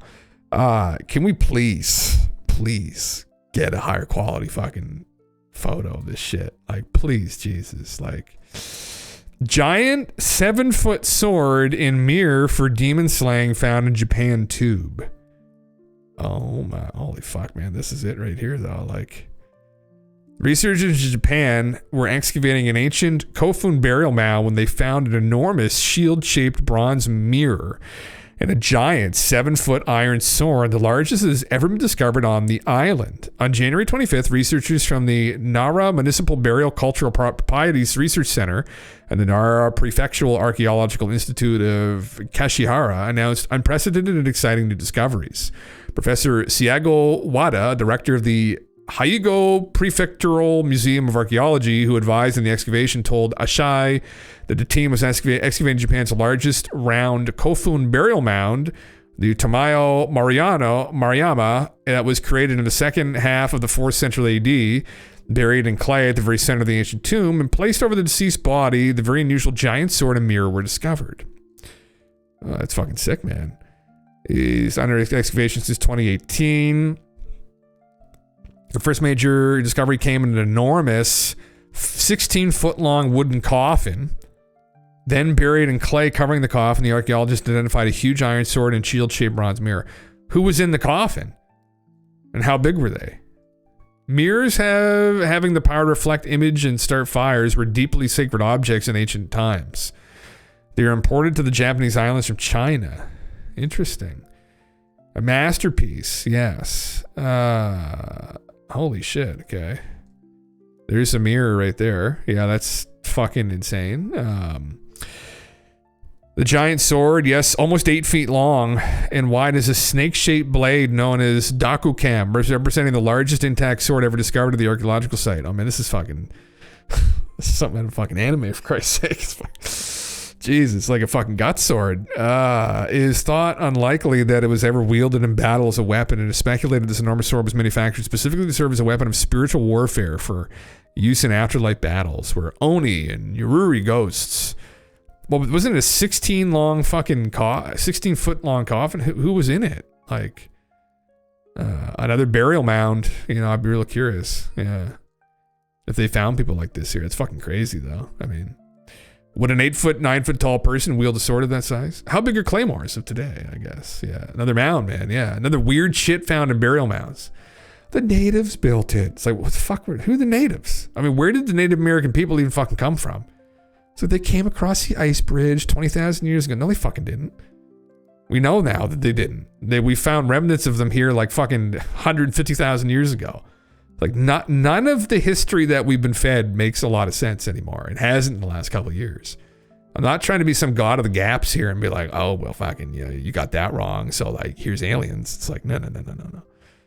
It's here's aliens because X, Y, Z, fucking A, B, C, D, E, F, G, H, I, J, K. We'll go through the whole fucking alphabet, right? Not even aliens necessarily, just weird shit, right? How longest claymore? How big are they? The longest claymore on record is a sword measuring 7 feet. It is to have been wielded by an unknown Scottish giant. When does this end?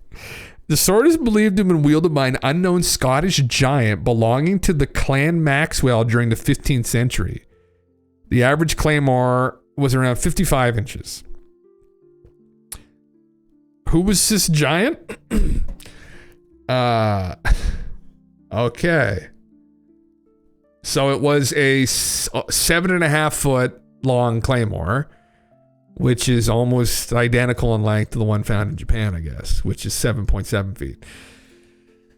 Okay, well, yeah, there you go. I mean, it just doesn't fucking end. Yeah, there's big boys everywhere. All right, I mean, that's the TLDR in this whole fucking arc here. Is it's just, there's big boys everywhere. Look out, watch out, watch where you go. Yeah, I mean, fuck, how big? Well, here's a question for ChatGPT.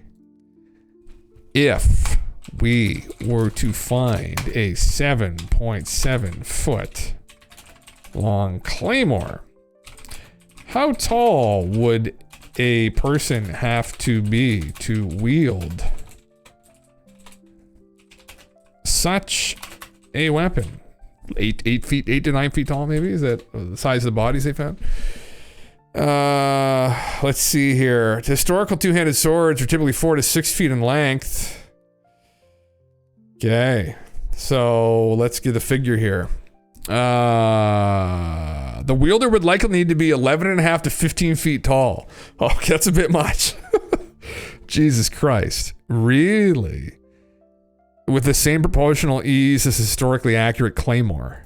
Well, that's fucking pretty insane. How much did it weigh? It weighed about 10 kilos. This one weighed 10 kilos. Adjust. So it was a little bit lighter. It's lighter than expected. Yeah. Okay, it's gonna tell us here. Oh, Jesus Christ. Okay. Height should ideally be at least 2.5. Practical conclusions is far more suited for a fantasy or giant-like creature than a real human. Oh, I thought it was fucking lighter. Is lighter than expected for its size, but still far heavier than typical historical swords. It would affect the way wielder's required height and build. Holy shit, it's saying like you did to be 20 feet tall. That doesn't make any fucking sense. If the fielder were a normal-sized human 6 to 7 feet tall, they could theoretically wield a sword, but with only great difficulty. What about 8 feet tall? Would that work? Yeah. Man, European swords killed by just being one amount of huge weight and crushing someone. Yeah, I've heard that with claymores, yeah. Yes, historical sword types range 50 to 75% of the wielder's height for optimal control. 7 foot claymores approximates 96% the wielder's height. Yeah, it's far from ideal. An 8 foot tall person would likely have an arm span of around 8 to 9 feet, which might allow them to grip and maneuver the sword, but leverage would still be awkward for the dynamic. So it's still a bit big even for that person. So that would be, yeah. An 8 foot tall, strong 8 foot tall person might weigh 350 to 500 pounds, which is fucking terrifying, man. Assuming they are well built, scaling up normal human proportions, such a person could have proportionally great muscle mass and strength, potentially allowing them to manage a 10 kg weapon for short durations. Jesus Christ. You imagine hitting someone with that, 8 feet tall, fucking, yeah. Use a broad sweeping strokes. Jesus. So now it's a sword expert right now. It's telling us how to be, yeah. They would need exceptional strength and endurance. It would likely be impractical in close quarters. Well, yeah, obviously. An 8 foot tall person would be impractical in close quarters. Yeah. Yeah. Japanese swords were lightweight ones. Yes, yeah, they would lose Europeans because of the armor. Closer to a crushing damage than slicing damage. Would they lose against Europeans? Karen, I thought there wasn't that show that compared all the people like from different regions fighting and killing each other. And didn't the katana win? Isn't the katana was like the sword though, wasn't it? Like it would just fuck anything up. Maybe against a heavily armored knight it wouldn't, but I feel like I want it to win though because I'm a fucking weeb. But this. They think of, oh, who the fuck said this? Yeah, against the knight, really? Oh my god. Yeah, I bet on samurai. Fucking jujitsu, get the legs, break the legs, break the arms, you know, decapitate the knight. Yeah. Weebler, brother, fucking. I love ninjas. I should show you. I never showed the picture of myself as a young lad. I was a big boy. I was like fucking like, oh my God, I was like 5'9" or 5. I was huge when I was like in grade 5. I was a big kid. I was like husky, my mom used to call me. But I was just a built kid. And man, we used to dress up as ninjas for Halloween. The image of seeing myself now run down the street in a ninja costume at that age, I would just burst out fucking laughing, man. It was not the look, but it's just what I liked. So samurais and ninja were famous. Oh yes, I know that. Yeah, no, I know they were different. Yeah, the samurai. Yeah, the samurai swords are cool, but samurai were like fuck samurai. The samurai were like kind of like I like the ninjas. They were farmers. They had that kind of like that tantos and shit. Yeah, they were farmers. There you go. Yeah. That was shinobi. Yeah.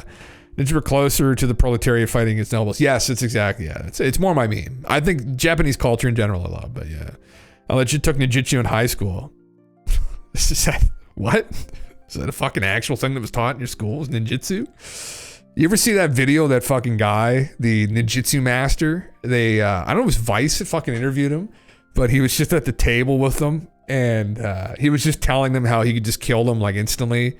And he just grabbed the thing of chopsticks and just like shoved it into the guy's ear.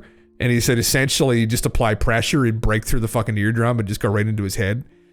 And it's just all these different ways a ninja would like do war. Now, would that work against a modern day UFC fighter? Probably not. They probably just fucking kill them. But it's that fantasy of like they're just these like masters of stealth and stuff. Yeah. The shinobi were ninja. Yeah, I think I've heard of them, man. Yeah. Not like in school, but like, that time in your life, you're into ninjutsu. Yeah. Yeah, it was one of those cool things, man, back in the day. Like, I remember we used to read about it online too. Like, you're like, fuck, I don't want to do Muay Thai. I want to do ninjutsu, right? I think like Krav Maga is one of like the modern day equivalents of like some kind of like ninjutsu, I guess, right? I did Muay Thai for a little bit, actually. But yeah, I would have rather done ninjutsu too. Give me the fucking whole ninja outfit and shit. Fucking throwing stars. Holy fuck. I'd be taking my eye out in 2 seconds, though. Yeah. You weren't far off? Yeah. Where would ninja fit in then? Lethal mix between jiu-jitsu and karate.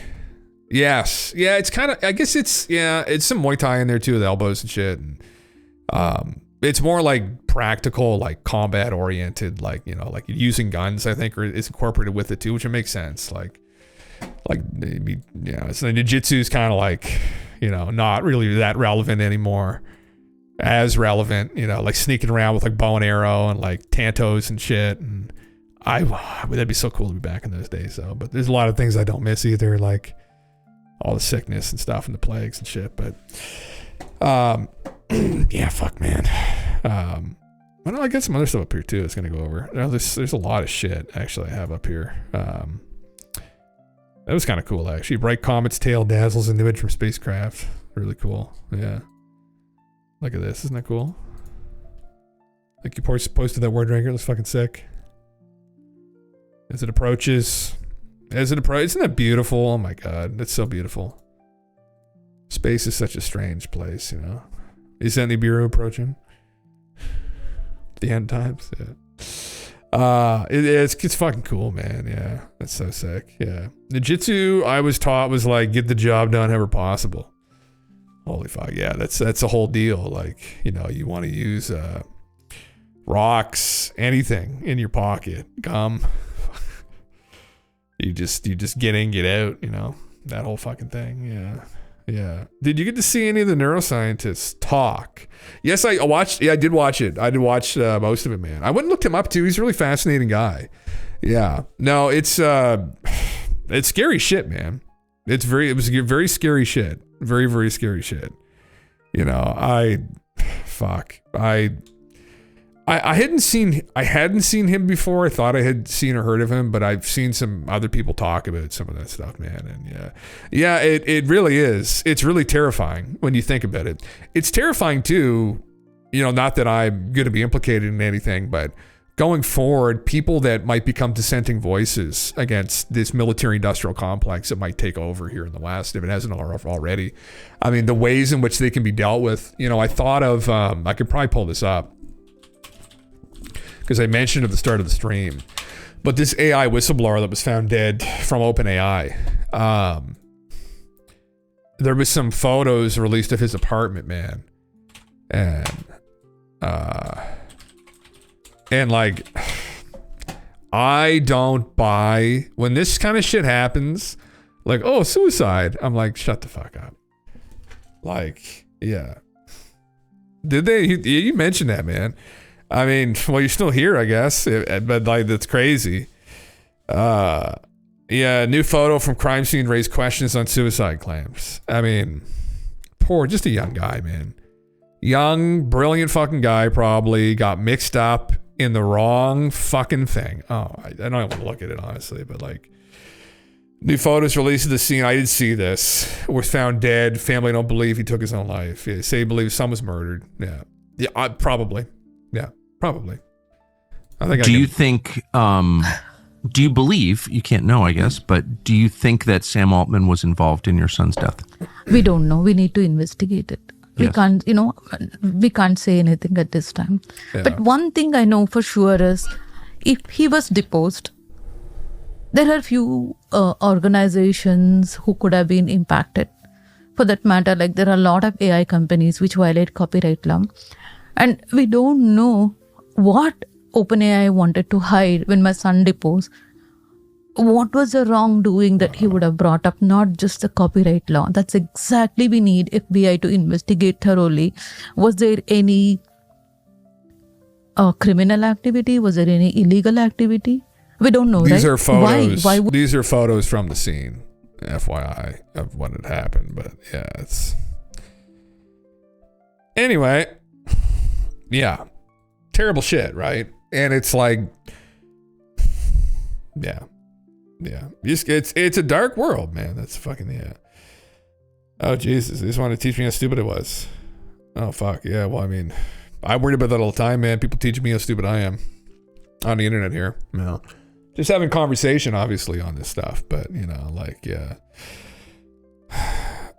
Not microwave. Interesting. Yeah. This is one of the topics on my club. Back during the protest during COVID, I had a student that was security focused and wrote a guide on how to black out yourself at protests.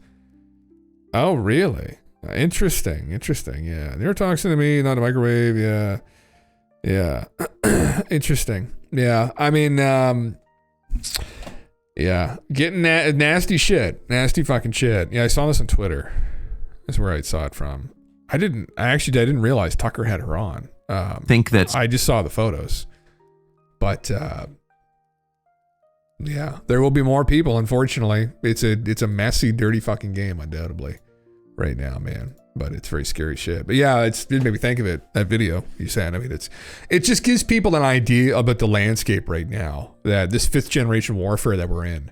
It's very different. It's very weird. There's a lot of weird shit going on, and it's trying to wrap our heads. The problem with the advent of AI and its progression behind the scenes into like weapon systems and advancing weapon systems and tactics to eliminate people. I think a lot of people in the general public, myself included, just can't even wrap our heads around some of the ways they're doing this. And some of the methods that they have that they can, silence people, eliminate people very covertly. And as we get more advanced, it becomes more advanced, and it's just, someone you have a problem with just as a heart attack. Oh my God, wow. Terrible shame, just had a heart attack, even just at the slightest inconvenience, they can just start taking people out like that. And you would never be able to know. And it's just really scary. And it's scary for people that are directly involved. I'm not directly involved, but people that are directly involved in trying to disclose this information about the UFO phenomenon right now, right? Where, some of these people are from the military-industrial complex. They are operators. They're intelligence. They might be scientists. They're involved with these people, and some of these secrets undoubtedly are things that this complex does not want out. And so, look at someone like Dave Grush. I'm sure Dave's pretty fucking nervous day to day about what he did, and that some of these people can employ some of these means. Whether it's a nanobot with fucking neurotoxin on it through his window the size of a mosquito that pricks his neck and takes him out, gives him a heart attack, or, some kind of Havana syndrome type weapon you guys are talking about there that could maybe give him a heart attack. And it's just, it's endless. And no one will be held accountable for it. So yeah, this is straight out of the 80s movie and it was staring the boomer generation in the face. Yeah. They're more, you likely use neurotoxins to modify some behavior beliefs. Really? Yeah, who knows, man? I mean, yeah. I don't know. Yeah. Yeah, you find round objects in your earlobes at times. Holy fuck, man. What the fuck? Jesus Christ. Yeah, I don't know. But the neurotoxin distributed using my brain through these drones, these small bots is an idea that's been out there. And even some of these advanced weapon systems that were involved with the Havana syndrome that people had a couple of years ago, these diplomats, is weaponry that's been out there we just weren't aware of. And it's very, very concerning. Yeah, these are very sick, man. These phases are fucking incredible. Yeah. I had these up here again. I saw Jimmy was going over them once more. But simpler times, maybe more complicated times. It is extremely likely that your collection of granite Egyptian vases are authentic. The Cairo Museum has vases of the same profound precision on display behind glass. I took these photos in December 2020. Yeah. In his opinion, who is this guy? Matt Beal. In my opinion, the precision class can be made today with modern tech, but not today with primitive tools. Also, no one, including me, knows if they are ancient or modern. I wanted to be clear on that perspective. We'll find out, though. Interesting. Oh. Yeah. But they're using electricity. It's impossible to do this with modern technology. Marble is significantly softer than granite. It is. It isn't even that you couldn't get close to something like this to the eye on your own, maybe. It's when they were scanned. It's the precision that they found when they were scanned. And actually, it was someone's eye, I believe it was John Anthony West's eye, that looked at them and thought, those are a little bit beyond what he thought they'd be capable of doing, the Egyptian people. And pre-dynastic too, I believe. They're very old. Some of them are very old. So they're extremely old and extremely well done. And that was kind of a red flag. And it turned out that he was right. Not all of them, but some of them that are probably from the older collections are unbelievably precise. So quite strange. What does it all mean? Advanced groups of people in the past? I don't fucking know. Yeah. After all the revelations, I'm curious if the drones in the sky were scanning for ESP sensitive population. Holy fuck, man. Well, they're going to go right over me because this guy can't do any ESP whatsoever. Yeah. Fuck. There's only one kind of pee this guy does, and that's just pee, in the toilet. Fucking, it's not like, he doesn't do anything with ES. What does it stand for anyway? Extrasensory perception? Is that what ESP stands for? Yeah. ESP meaning. I think that's what it stands for, right? Yeah, extrasensory perception. Yeah. Yeah, fucking Christ. It's a sixth sense. Aesthesia. Cryptesthesia is claimed paranormal ability pertaining to reception of information not gained through the recognized physical senses. Interesting. Yeah. Interesting. I believe you have psi abilities you could develop, but don't want to because it doesn't feel right. Try it, brother. You never know. I've tried and I can't. Or at least I think that I can't. I don't know. Yeah. Yeah. Extrasensory perception. Thanks, man. Yeah. That's what I thought it stood for. I didn't know. But, yeah. Belief is important. Oh, fuck. That's something I have a hard time with. Especially in myself. That level of conviction, my abilities. I'm like, nah, I won't do it. I'm like, I'm not getting this. And then I don't get it. I'm like, see, I was right. Some weird kind of like fucking reverse fucking narcissism where I'm like, yeah, I can't do it. And then I don't do it. And then I'm like, see, I was right. I couldn't do it. It's like, see, that makes me feel good for a second that I was right. But really, it's about me not being able to do something. And then you get sad again, right? This is a sick cycle, this sick loop you get into. Steak, mushroom, and Brussels sprouts. That sounds pretty fucking good. I can believe that. I can believe in that. You found a hookup for some shroom spores today. Going to start the project soon. Oh, these are the special kind. Okay. Oh, these are special variety.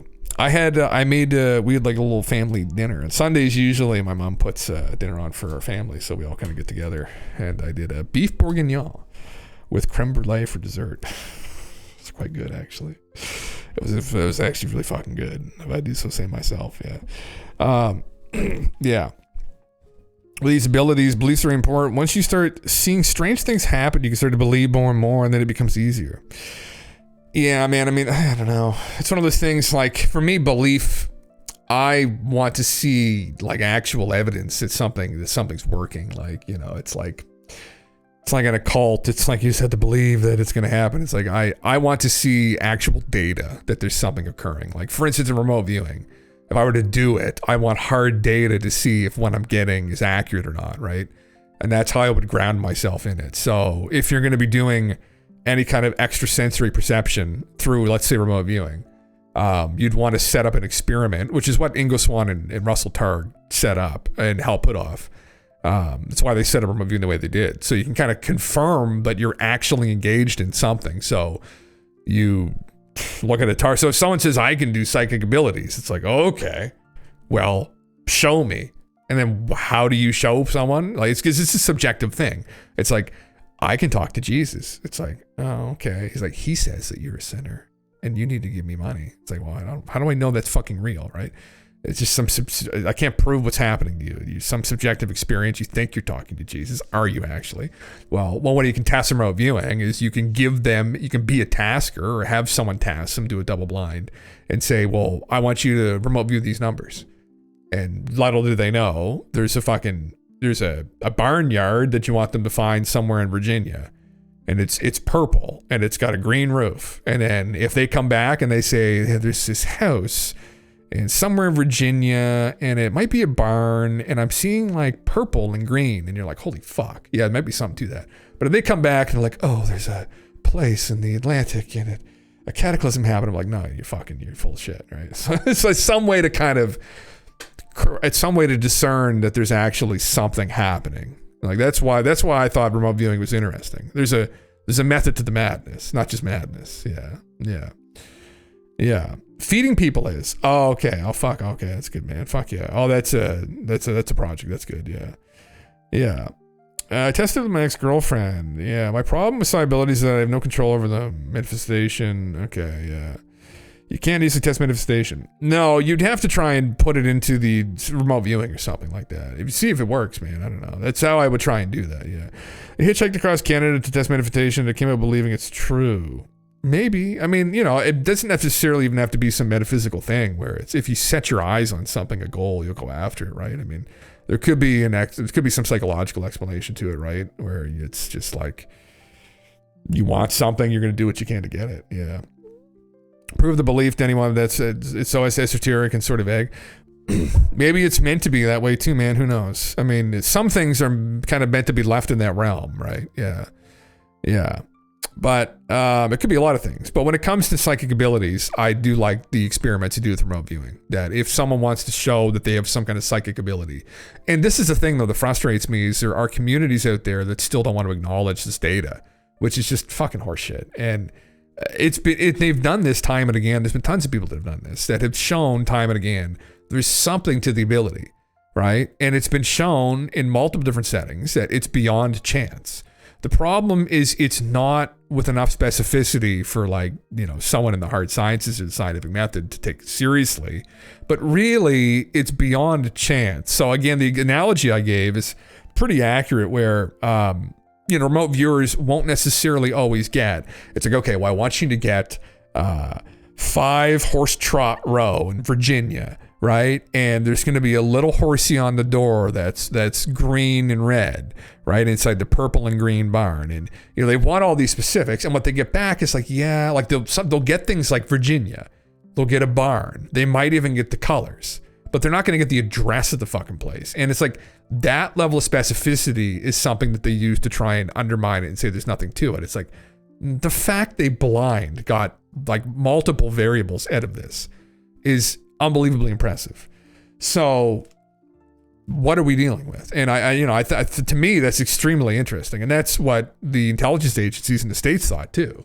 That, even if they're not able to get the level of specificity that some people would want, I mean, if they could figure out like, well, give me a general idea where this new fucking Russian warhead's going so we could like collect data on like where is it roughly? We can put people on the ground and try and find it, but just give us an idea what fucking city.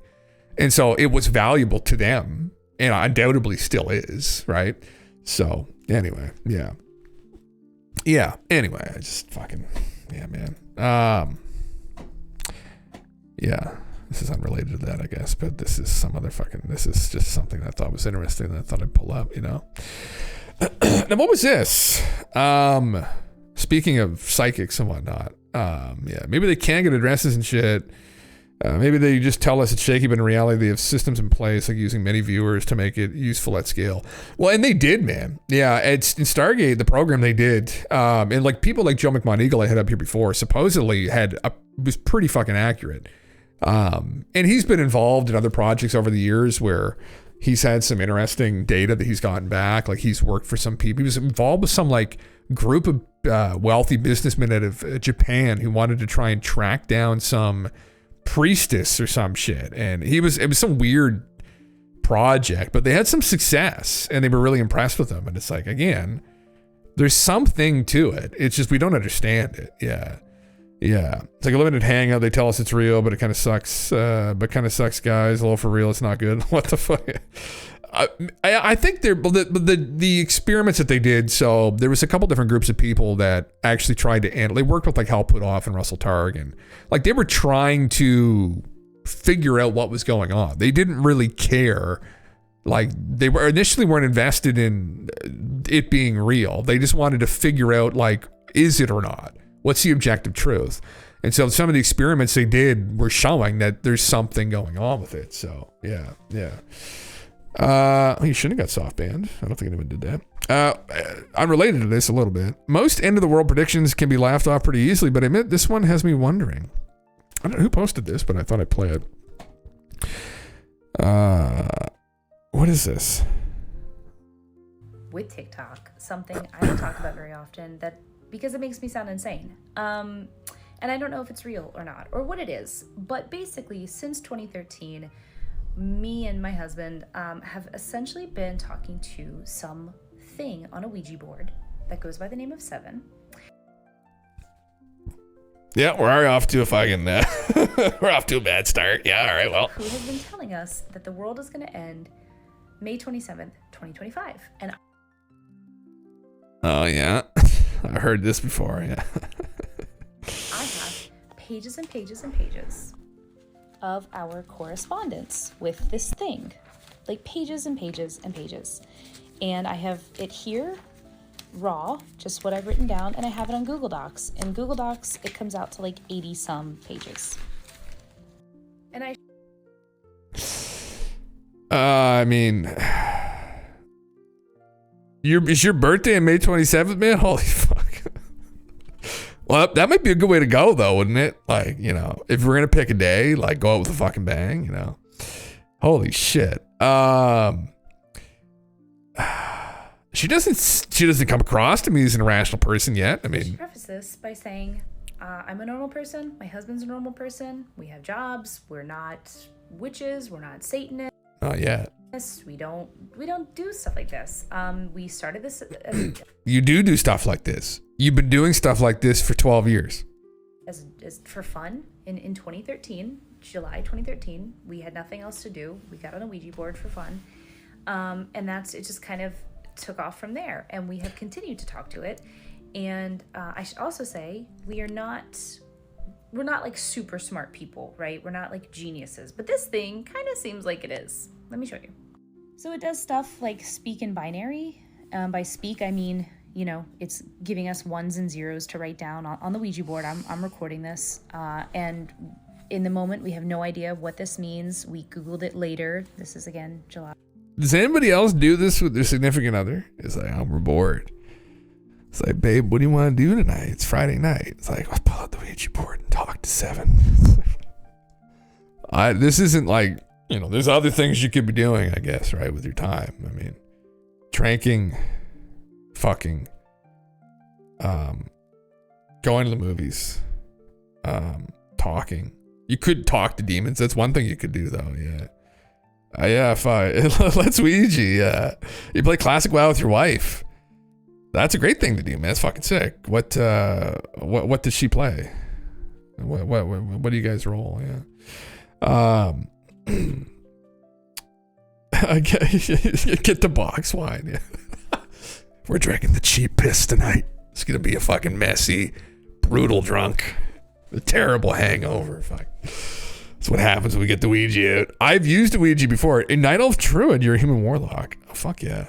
I find, this is maybe a sexist thing to say, but I find that women typically will roll either a druid or a hunter. Those are two popular classes I see the ladies play, are druid and hunter.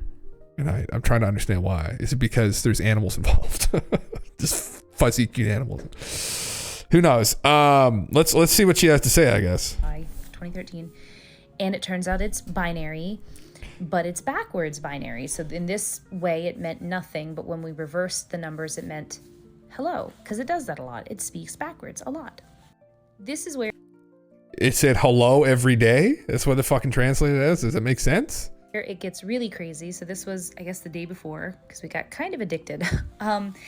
So it speaks also in backwards languages that we don't speak. We don't speak it forwards. We don't speak it backwards. This is, I believe it was Latin.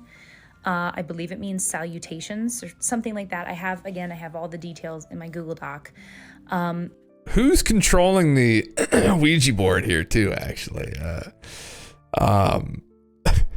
Who's the husband? Fucking, you've been trying to tell her something. Fucking trying to debate her. Fucking a 12-year long fucking LARP on this. Is that what's going on? Like he's just LARPing her? Yeah. Oh my God, yeah. But fuck. This is kind of the way it speaks. It is coming, fire, yes, stop it. It's coming, fire, stop it. Yes equals sun exploding. No equals same result as nukes. If the steps are taken, 7 lives. He didn't answer. Sun exploding. Well, that's... Or same result as nukes. Well, maybe there's another option in there. Where's Nibiru? The Force in the 25th. Holy fuck, man. Holy fuck. A lot of mysterious stuff. A lot of spooky, weird stuff. Jesus Christ. This is where it gets really weird. I mean, it's already pretty fucking weird. I haven't really followed what she's been doing here. She should go over that page in a little bit more detail. 5 groups. Third contact. Contact 1 failed days ago. Contact 2 succeeded. Historically contact. In your future. Years premature. We've learned through all this communication that according to 7, there are 5 groups. We're the third contact. Contact 1 failed 24,825 days ago. So from this date, we did the math. That comes out to August 6th, 1945. That is the date that the first atomic bomb was dropped. So my husband knows a lot about history. It's making sense now. Yeah, you'd have to know something like that. He doesn't know the exact date that the bomb was dropped. He certainly doesn't know he can't account for leap years. I mean, he's good at math, but he can't do math like that. It's perfect. The math is perfect. He can't do stuff like that. I can't do stuff like that. So the fact that it's a perfect more than once, I'll show you other examples here, is really scary. It's scary. Yeah. It goes on to say contact 2 succeeded 18,534 days ago, which was August, I think that's 17th, 1962. Betty and Barney Hill. So I think that had something to do with JFK and the Is it? pigs. I'd have to look at my doc. But okay. Historically, contact 3, that's us, fails 29,149 days after contact 1. 4,324 days in your future, which is May 27th, 2025, which it later says. And then, here's some like ancient Sumerian thrown in there just for fun. Again, had no idea what we were writing in the moment, but we later looked it up and kind of broke out the letters and realized we'd written down things like, referencing the mountain or mother goddess, reach the mountain in Sumerian. And again, we're not historians. We don't know anything about the ancient Sumerians. Nibiru? We, watched some ancient aliens and stuff like that, but I don't know what this is. I don't know. Watch some ancient aliens. What it wants. I don't know. And again, there are so many pages of this. And I'm happy to share them with whoever might be interested. I don't talk about this much with people. We have in the past. Isn't that funny? Like, people have these little things they keep secret. Everyone has their thing. It's like some guy like fucking chews on his fucking toenails, eats his toenails or some shit, or you know, somebody steals shit from like the drugstore, or even though they have a bunch of money, they still just like the rush of stealing like mini eggs or some shit at the fucking checkout. And then some people have this document in their house that they've been talking to some entity through the Ouija board with. It's like, fucking don't bring it up, honey. Like they go to couples fucking date nights and just try not to bring it up. Like Voyager 1 was 1977. Oh my God. Fuck. Nostradamus doomsday prediction from mysterious Ouija board ghost named 70. I mean, fuck. I mean, it's like, man, like, yeah. Felt like I had to go Mount 7 in Golden, BC to top of it. I mean, you eat your toenails. Oh, there you go. I got somebody. I got you, man. Get a few drinks in us, and we're with people that we think we can trust and who won't think we're literally just called this it. What are they going to do in the couples nights? I mean, we have shared this with people.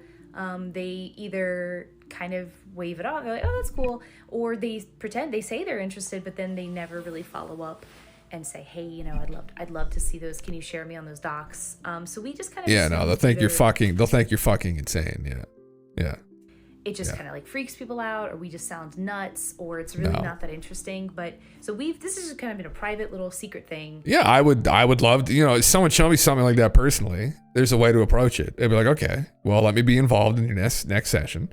I want to see how you do it, right? I want to see how this works, right? If they're serious, like this is some kind of fucking LARP, obviously, which it probably fucking is on TikTok, right? I mean, listen, times are tough. Chicken is like $27 for a 4-pack right now. Like it is unbelievably expensive.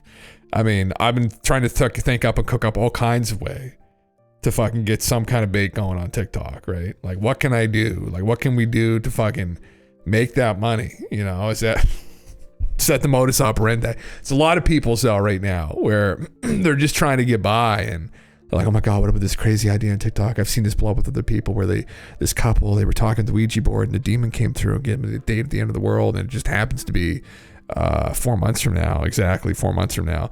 It's like, fuck, like that we've had in our lives since 2013. And when we first had this conversation about the end of the world, should I do that? 2025 felt like forever from then. You know, it just felt like millions of years in the future, but now it's here. Now look at it. Now it's here. Yeah. Is crazy. And that's crazy. I don't know. I don't know what to do with this information.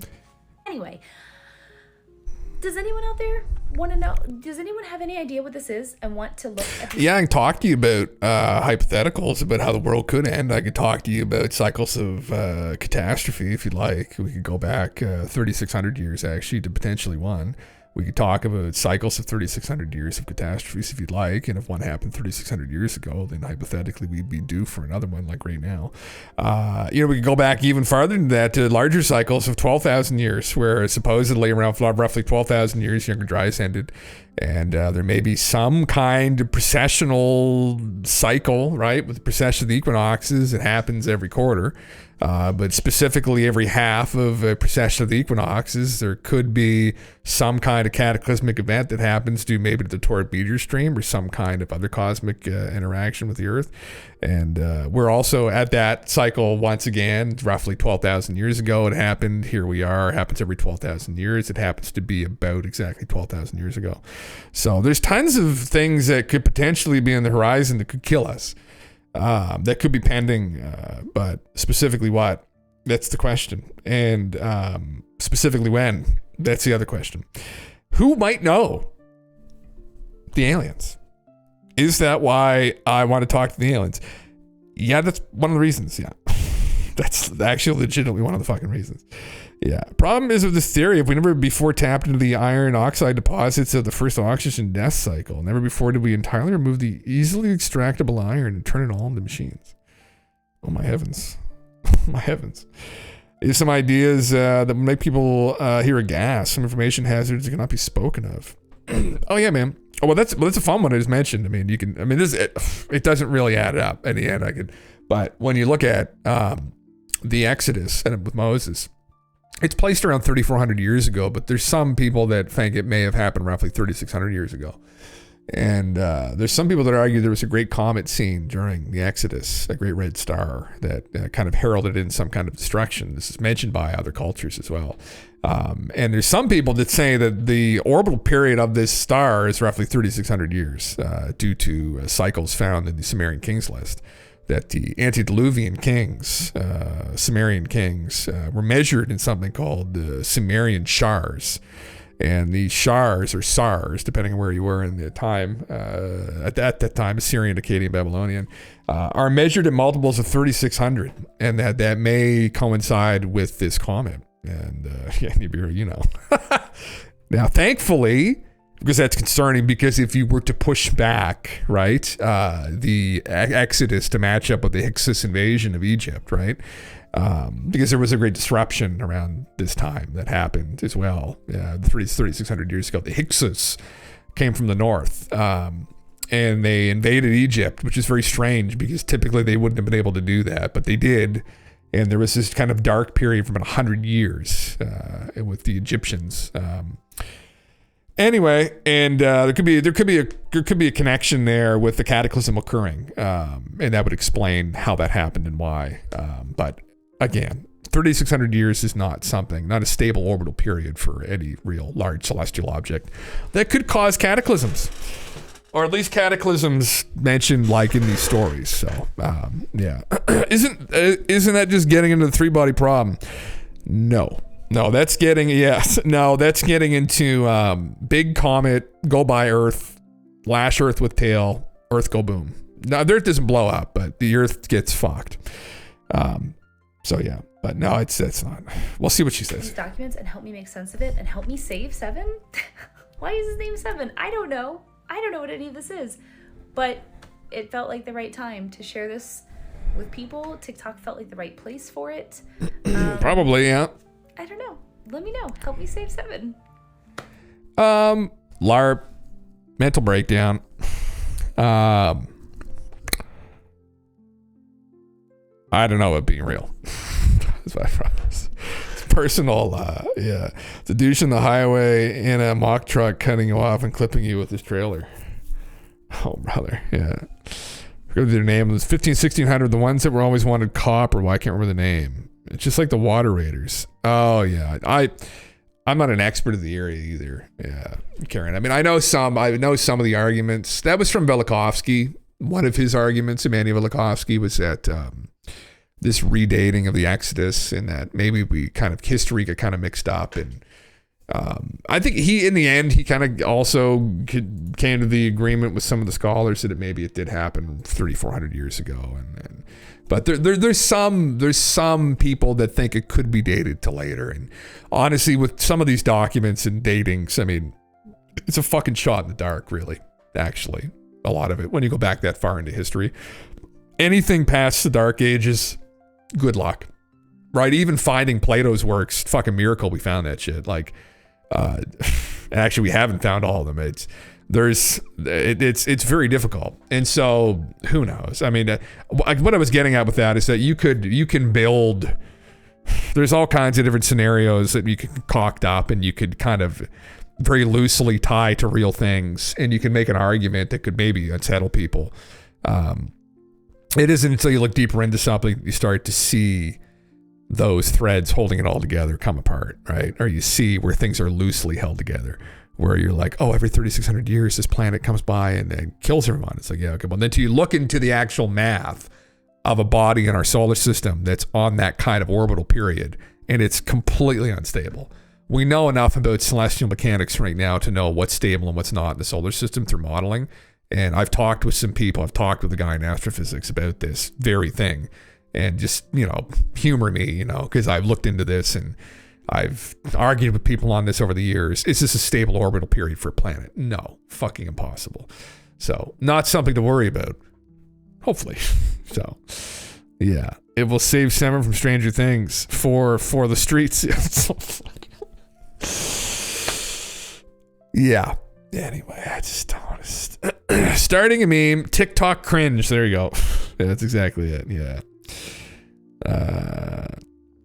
She not believe is supposed to be on the top of the mountain 7 in Golden, BC in some kind of final test. I don't believe it to be real, but the video trips me out because it talks about reaching the mountain in 7. Yeah. Getting away from the coastlines maybe because the waters are going to rise. Yeah. Yeah. Rip the Library of Alexandria. Trees. That's exactly it, Karen. Yeah, it's exactly it. Fucked a lot of us. It fucked a lot of people in the West, really. That burning and a lot of records of history, deep history. Yeah. Someone would have seen it by now, Jim Russell. Yeah. Well, if it were on the horizon, yes. Well, if it was on the horizon, absolutely, man. Yeah, it's not something to worry about. Yeah, no. Yeah. Yeah. It's still, there's the Planet 9 is still out there, which is effectively what I think that is, and could be mentioned in Mesopotamia. Potentially. Now, how they knew of it, it would have to be connected with an advanced group of people that knew about it, right? But the idea of Planet X is okay, right? Because it's just this object out there, past the Kuiper Belt. Nibiru is different, and yeah, no, it's not something to worry about that it's gonna fly by the Earth, like right by the Earth. I mean, if that happens, then we've just all been jebaited by the aliens or something. So yeah. Did I watch this? I did watch the 3-body problem. Yeah. It wasn't about our systems, but another system way wanting our stability. Yes, I did watch it. Yeah. It's interesting. Yeah, it was interesting. Yeah. It could be a space station in orbit, doesn't matter. Yeah. What if a booster rocket farts periodically and that's what brings it by? Are you gonna have beachfront property soon? Yeah, man. I've gone ad nauseum through all of these different predictions from people over the years about the end times or Nibiru specifically, whether it's Sitchin or Nancy Leader, who's a channeler saying it's outside the orbit of Venus right now. It's gonna come kill us all. Like, I mean, I've gone through every single fucking prediction possible about the end of the world over the years, like looking at the catastrophism and whatnot. And yeah, I don't. There's nothing. The concerning ones really. There's a couple. The sun is a big one that's very concerning. Something to do with the precession of the equinoxes in the geomagnetic field is one that I've looked into recently, which could be concerning. Now, that would have to coincide with some kind of solar event, though, and the chances of that are also pretty slim. So that's another one that's hypothetically possible. The Planet 9, Planet X, having something to do with throwing trash into the inner solar system is what I was actually talking with this gentleman about, who was, he had 2 PhDs, one in philosophy and one in astrophysics. So we talked a little bit philosophy, and I asked him about astrophysics, emailed him, and we were talking for a little bit a couple of years ago about this, and because he was looking into finding Planet 9, he was working with some of the guys, and his theory was that there would be, in the tail of the planet, be due to its orbit, there would probably be a trail of moons behind it, and that there may be some kind of infrared signature that we can discern out of the movement of the moons flowing behind it. So you might be able to spot it in the deep reaches of space, as opposed to the planet may be too cold to see. But the stuff trailing behind it may have some kind of heat signature to some degree. It might give off something. It's this theory about trying to locate the planet. And he said, well, don't look for the planet, look for the trash behind the planet, maybe. We should discern something along that. And it was an interesting theory. I thought, I've been following this. I have an interest in it. And I was talking to him about this, and I thought, well, what about these cycles of catastrophe? There is stuff in literature, ancient literature, about cycles of catastrophe. Plato mentions this in the Timaeus. A conversation that Solon has with his ancestor with an Egyptian priest. And the priest talks about these cycles of catastrophe caused by a celestial object. And it's a common theme. And like comets were a bad omen. And we're in a fucking shooting gallery. And that maybe this planet, not that it flies directly by the Earth, but that it perturbs something in the solar system as it comes into... I think it's perigee when it comes close to our star, not apogee when it goes far away. So when it comes to perigee, maybe there's something that happens where it throws trash in our direction. And people have mentioned the Taurid meteor stream too is another comet stream that might be problematic, that maybe caused the Younger Dryas impact event. So yeah. Anyway, yeah. Yeah, I was meaning 3-body problem with the alien probe connection. Why I felt the point was missed. Pied Piper of small asteroids. Yeah. Oh, okay. The alien probe thing. Oh, okay. I see what you mean. Yeah. We know nothing. Yeah. 1930. Yeah. Clyde Tombaugh. Yeah, I believe is who had found that. Although it was there's Percival Lowell, I think, was the guy who owned the observatory, and Clyde Tombaugh was the astronomer who found it. Yeah. I do know a bit about. I know the history of it. I know the history of Planet X. Years ago, I had read Sitchin, and I saw Nancy Leader's posts, and I had wanted to get to the bottom of it again, and I think I did, really. And again, hopefully. Not that I have figured it out, not at all, but I know the history of it a bit, yeah. And it's an interesting one. It's very interesting. I do think that what is depicted here, and now this is where it gets all more audacious, and some people might be like, holy fuck, Jim, like they're involved in actually looking for this. But I do think what's depicted here may be that object. And that is a very audacious thing to say. But I think this object may be the planet they're looking for. Now, that gets very weird, obviously. But I think this object is a comet, this winged disc. And now, I do not have a background in Mesopotamian history, okay?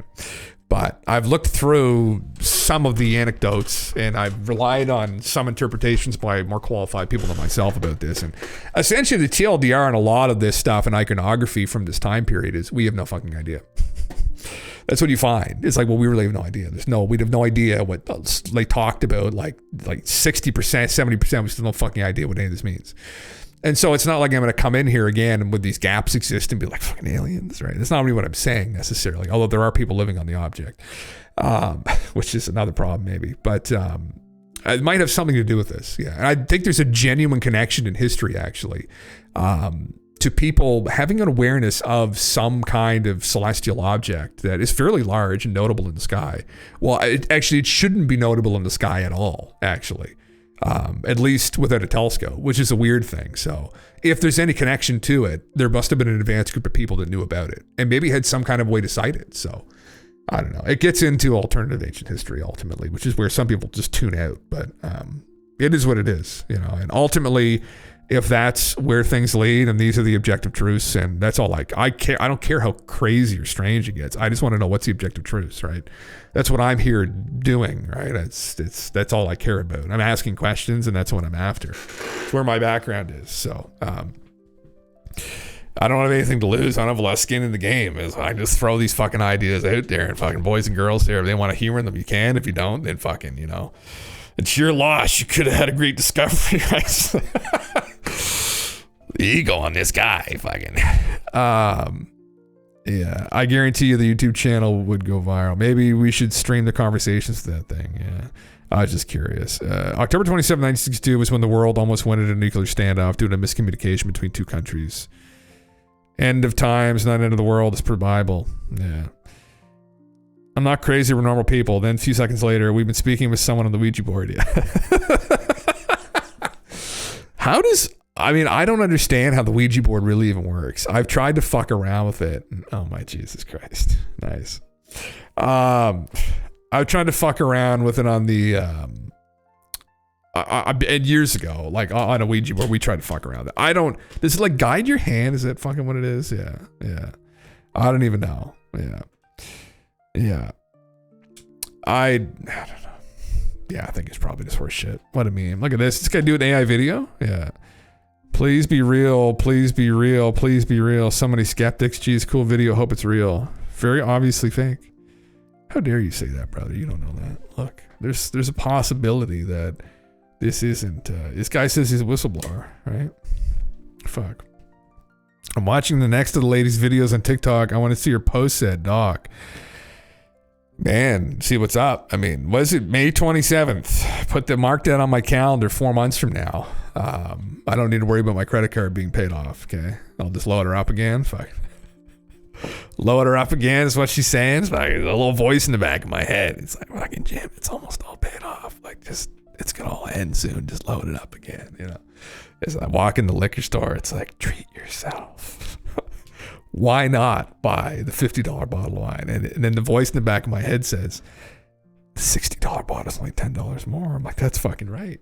And then I look at the $80 bottle, like, it's only $20 more. And I'm like, fuck it is only $20 from 60. And then the $100 bottle, I'm like, well, it's only $20 from 80. So if I was going to spend 50 and it's only like, you know, $10, $20 more, why not just fucking shell out the $100 and just put it on the credit card? It's all going to end anyway, right? You talk yourself into this shit. It's like it's all going to end in 4 months. So you might as well just enjoy those sips while they last, you know. Enjoy the moment, you know. Fuck it, money's not real. Side note for me, she's got Sailor Moon as a profile pic. Instant resonance. Oh my God. There you go. Been of the shit since 2009. Nothing's been more hype. Fake or real. I'm enjoying the ride. We'll get there, boys. Fuck, brother. Yeah.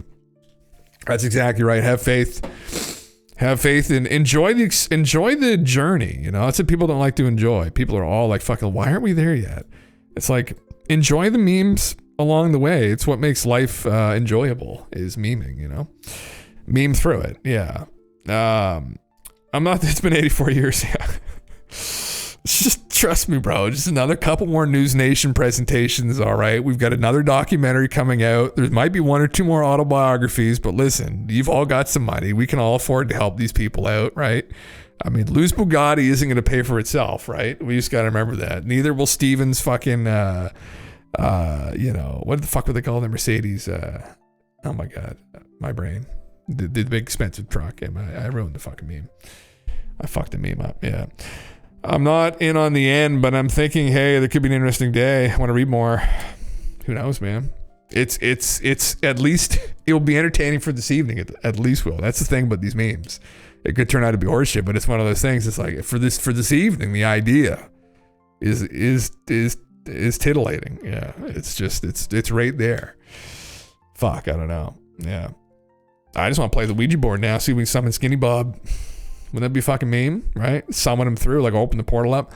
We watched Nosferatu last night. And fuck, it was pretty good actually. I'm not usually into that stuff, but I actually enjoyed it. William Dafoe was in it. It was kind of like, it reminded me of like, you know, like someone catching vampirism in like Skyrim or Oblivion or some shit, which I just did actually in Oblivion, unfortunately. Yeah, I really enjoyed it. But like, there's the scene where the guy summons.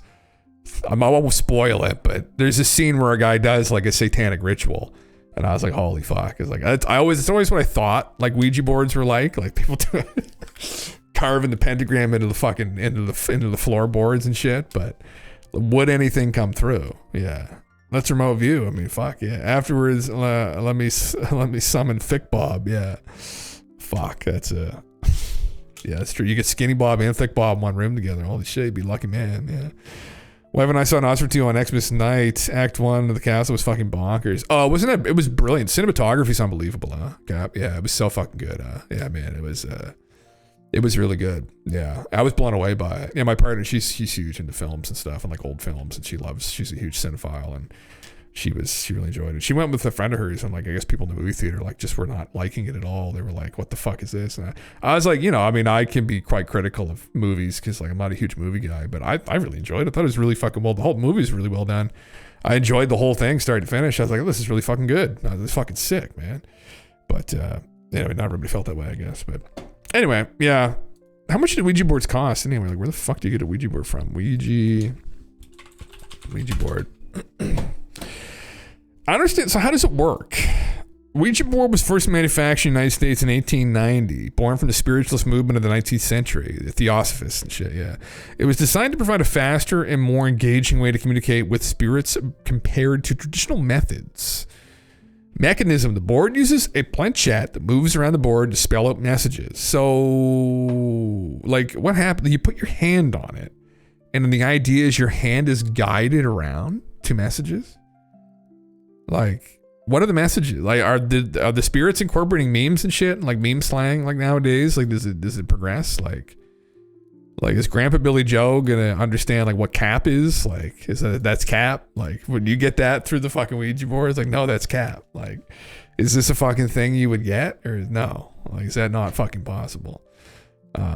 Get some Zoomer through the fucking through the Ouija. Fucking what the fuck? Who the fuck am I talking to? I'd be interested in doing this. People say you can open a portal though. Skibbity Rizzler. Yeah.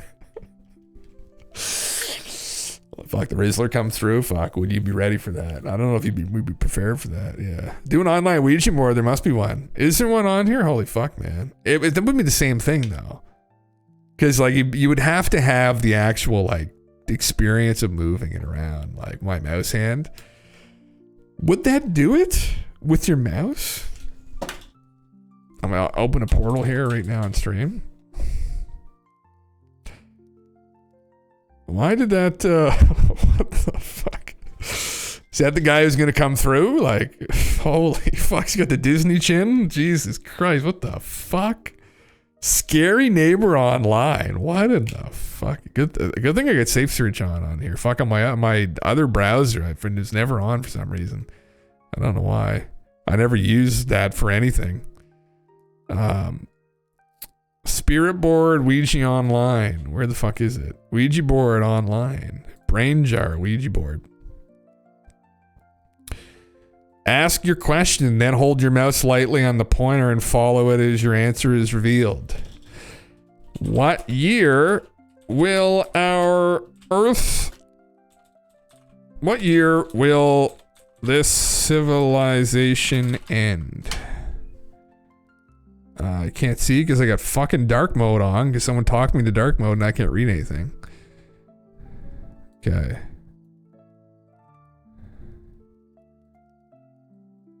Okay.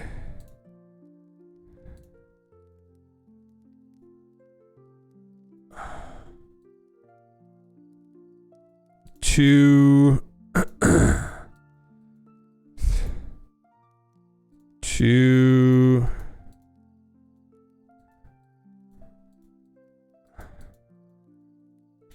Too dark. Are you fucking telling me that the spirits think that is too dark? Get the fuck out of here. Too dark? What the fuck's that supposed to mean? You want to see fucking dark? We'll go fucking dark, alright? Like, yeah. Holy fuck, yeah. The first and last time I used a Ouija board was in December 3rd, 1997. It predicted three things. Firstly, a great act of violence would happen on September 11th, 2001. Secondly, the reincarnation of Jesus Christ, whose name begins with the letter H, and was fairly hairy, would be assassinated on 28th of May, 2016. And lastly, to warn me of a false prophet on the internet whose name was something like Rim Jussel. Did he jostle rims? I don't know this guy, actually. Sounds like a piece of shit. Yeah. What's now we'll ask it again.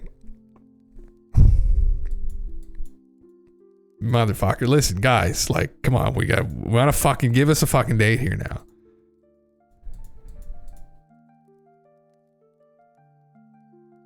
Okay. No. No. Not. S. Not.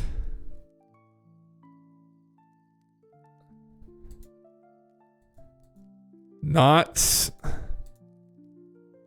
seen.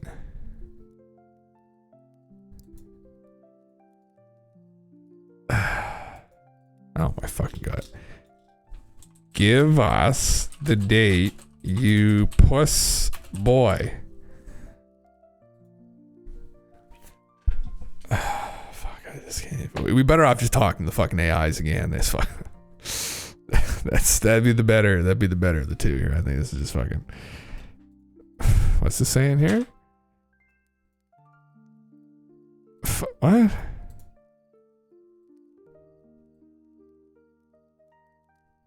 Future. I thought I was gonna say F you for a second. Future.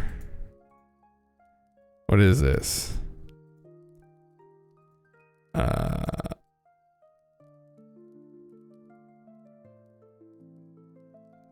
my god, this is painful as fuck. I don't think this is fucking horse shit. Future what? Future. Oh my god, come on. What the fuck is this? Future. Okay, you get like 5 seconds to finish this before I click off it. future has hazy.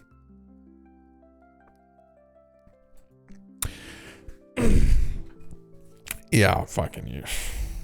What's painfully clear is how much of a dingus you are here, whoever we're talking to. Future is head on hazy. There is a future. The question is who is going to give it to us. Webhorn. They should do like an AI. You can. What's that fucking AI site called again? The characters you can talk to and shit. Oh my god, hold on. Not that I should go back here because I always get myself in trouble. Is it character AI? Is that what it is? I think it is, isn't it? Is this it? I can't remember. I don't think we need to log in, do we? Who would know? Who's someone that might know about this, about the end of the world? What the date would actually be? I don't know. Would like Einstein know? Who would know? Who would have foreseen this? Is Noah here? Okay. Your two boyfriends. All right. Okay. No. All right. We're on the wrong website again. All right. Let's go back over to some other stuff. Speaking of which, Göbekli Tepe wasn't just ancient, it was deliberately buried. This vast complex reveals itself as an astronomical observatory connecting the heavens and the earth. Could it hold clues to the mysterious Holy Grail technology?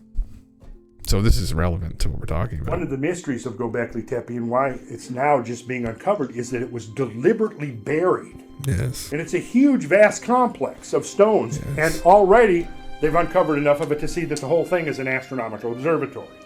Just like all these other structures all over the ancient world were astronomical observatories. Which is one of the critical facts that has to be incorporated into this thinking about the Holy Grail technology. Because the Holy Grail technology actually is linking these two domains, terrestrial, celestial.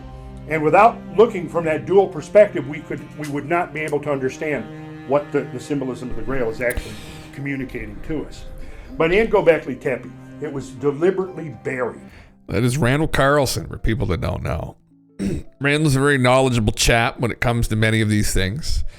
It's a very interesting site.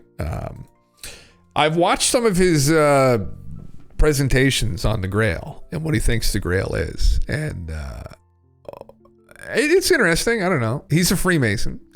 Yeah, I don't know. I would love to talk with him. I have messaged him before, but yeah. Randall versus Dibbler. Oh my God. Are we giving them both hammers? If we're giving Randall a hammer and Flint a hammer, I'm going to bet on Randall. That's what, yeah. What are y'all takes on MH370? Yeah, fake, man. Yeah, it's been proven to be fake, actually. They found the assets for it. Yeah. They found the assets for the clouds and stuff. Yeah, on the internet. Yeah. The idea of that, who knows? Yeah. The idea of the government having advanced tech, I don't know. Yeah.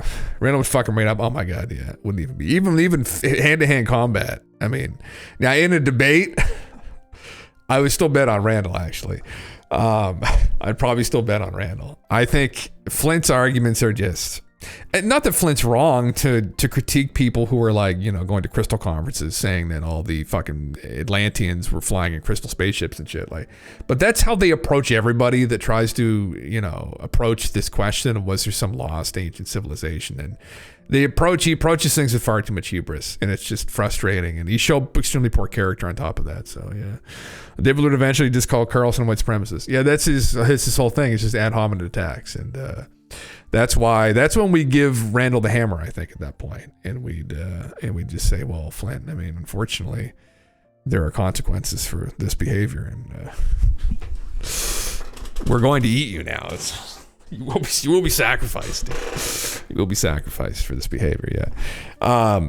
He's already lost a lot of his credibility among people who can think critically, so, he's already kind of done himself a disservice with that. It's childish behavior online, and it's just pure malevolence, honestly, to try and tarnish someone's name and call him a fucking white supremacist.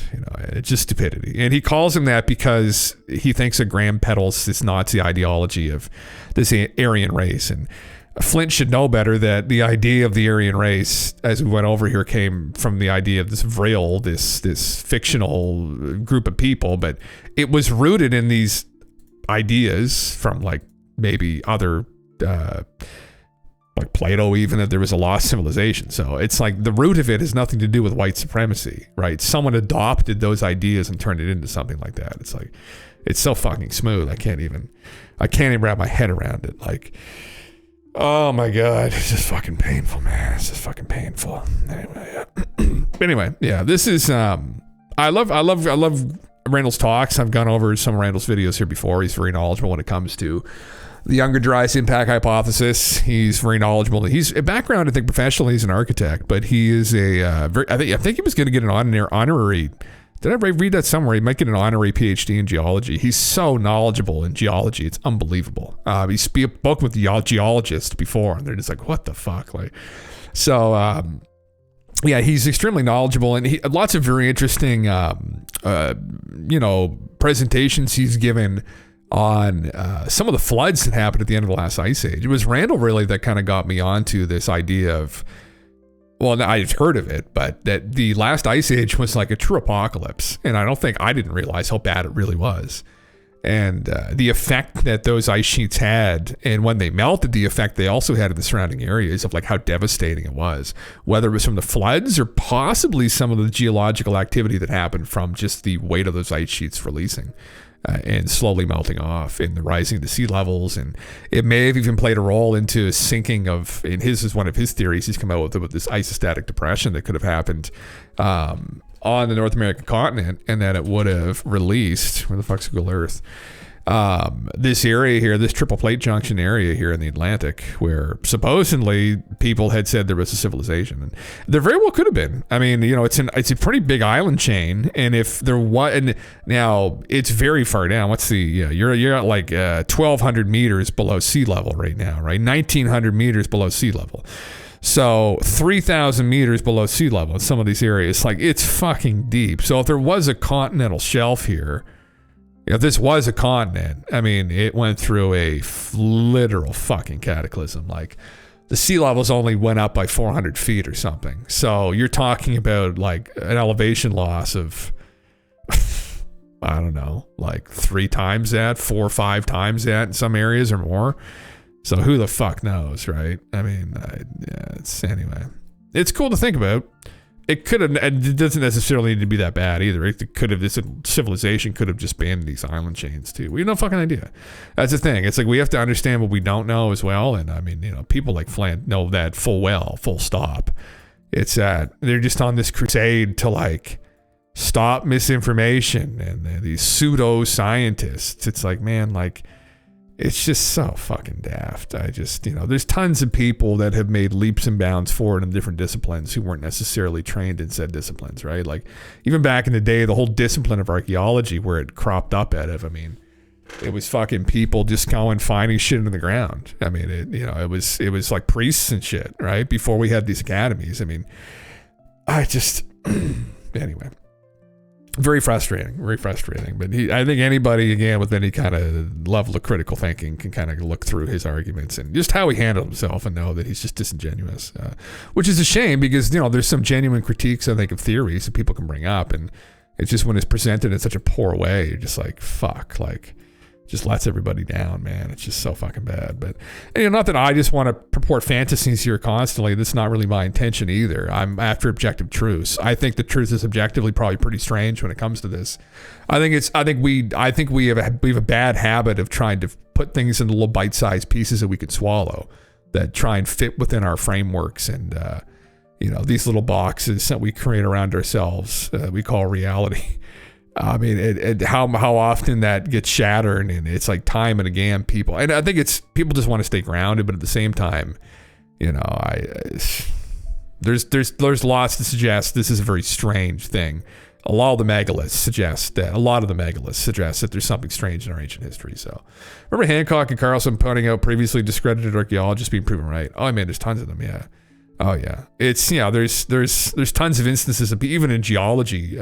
Randall's brought up some people in geology who talked about catastrophism versus gradualism, and some of the problems there. And there was a really good presentation he did somewhere. I don't know if it was on Joe's podcast. I follow him on he's a YouTube channel. I think the guy's, it's the Cosmic Serpent or something like that. But he is a YouTube channel. He's done some really great talks on there too. And yeah, it's just hubris. It's just people. It's complicated too, right? When you deal with people, it gets really complicated where they've got their own issues, right? There's power structures involved here. There's people wanting to remain in control. Like there's prevailing theories and there's power structures involved with those prevailing theories, and that they, want things to kind of remain under their umbrella, because if it doesn't and it moves on to some other theory, like their whole life's work crumbles and they look like an idiot or something. So, it's kind of like what happened with Egyptology right now with, oh my God, guy from Boston University, geologist who redated the Sphinx. Fuck my brain. I can't believe I forgot his name. Anyway, they just didn't want to look at the evidence from geology at all. It's Robert Schoch. Thank you, Golf. Yeah. John Anthony West too, Gab, is the other one. Yeah, that's also was inspired by Robert Schoch. Yeah, to go and look. So yeah, it'd be fair if your dad was an archaeologist and he called you Flint, then you're not exactly off to a smooth start. Well, that's his big name to live up to, right? That's fucking, yeah, he's got to live up to that. It's and I guess it comes down to like what are people's intentions too, ultimately. Like what are his intentions? I mean, whether he specialized in whale bones or looking for whale bones or goat teeth or whatever. I mean, what are your intentions as a person here though, really? Like, are you after these truths? Like, do you want to try and figure this out, or do you just want to be right? Like, why did you go into this? Like, what is this about for you? Is this an ego thing you're trying to cook up here? Like, is this something used to prop yourself up, maybe to cover up other inadequacies? I mean, I'm not trying to pick at them, but just, it's like, I don't understand why they approach things in this way. I mean, and then they belittle people as well in conversation. How they refer to Graham as a pseudo-archaeologist, and it's like, he's a journalist. What are you talking about? He's an accredited journalist. He's an educated journalist. He did it for years. There's a job of the journalist and the author in society to kind of put together stories, narratives, and bring it to like a broader audience so people kind of figure shit out. I mean, that's his purpose. I mean, are you that fucking stupid? But that therein lies, I think, what's revealing about his intentions, right? And how he approaches things and why he refers to him as a white supremacist, or he tries to belittle him, and it's just so disingenuous too in person, right? I mean, just the weakness of the character there is just on full display. And it's just revealing as to his intentions ultimately. I think it's just, they just don't like people stepping into their den and asking questions. And I mean, there's a fragility there. It just pisses me off. He shouldn't have a problem with that. I mean, he can point out inconsistencies in the argument, but also a complete lack to try and steelman his position at any point in time as well, right? Where he just wanted to beat him down and be right and win. It's like, no, there were tons of opportunities where he could help Graham try and steelman that position, to be like, yeah, there's a lot of sites we haven't looked at that are still under the water that are very suspicious that they are this old under the water, right? I mean, but he had no interest in doing that. So again, that's quite revealing of his character, of just being a piece of shit. That's a shitty thing about life too, though. Like, there are some people that ultimately just choose to be an enemy to, open and free dialogue and just trying to go after objective truths, or just after their truths, and it's those people are problematic. I mean, maybe they're warned not to talk about certain things. Probably, man. I mean, and that's very sad if his discipline is trying to, if you're trying the guardrails, right? And I get it. Not that I am as accredited as Flint. I have not done my dissertation, but I intended to do it in philosophy. And kind of in a similar vein, I was constantly told to stay away from the UFO phenomena. And some of the more metaphysical conversations we have about consciousness too. And they just didn't really appreciate that, or want that to be talked about, or want that to be touched upon. And they were kind of dogmatic in that way. And, not the guy, I've mentioned the guy's name actually, but the guy who studied under him, he was a really good guy. I have nothing against him, but it was kind of behind the times a bit too. And it was this idea of not wanting to rock the boat.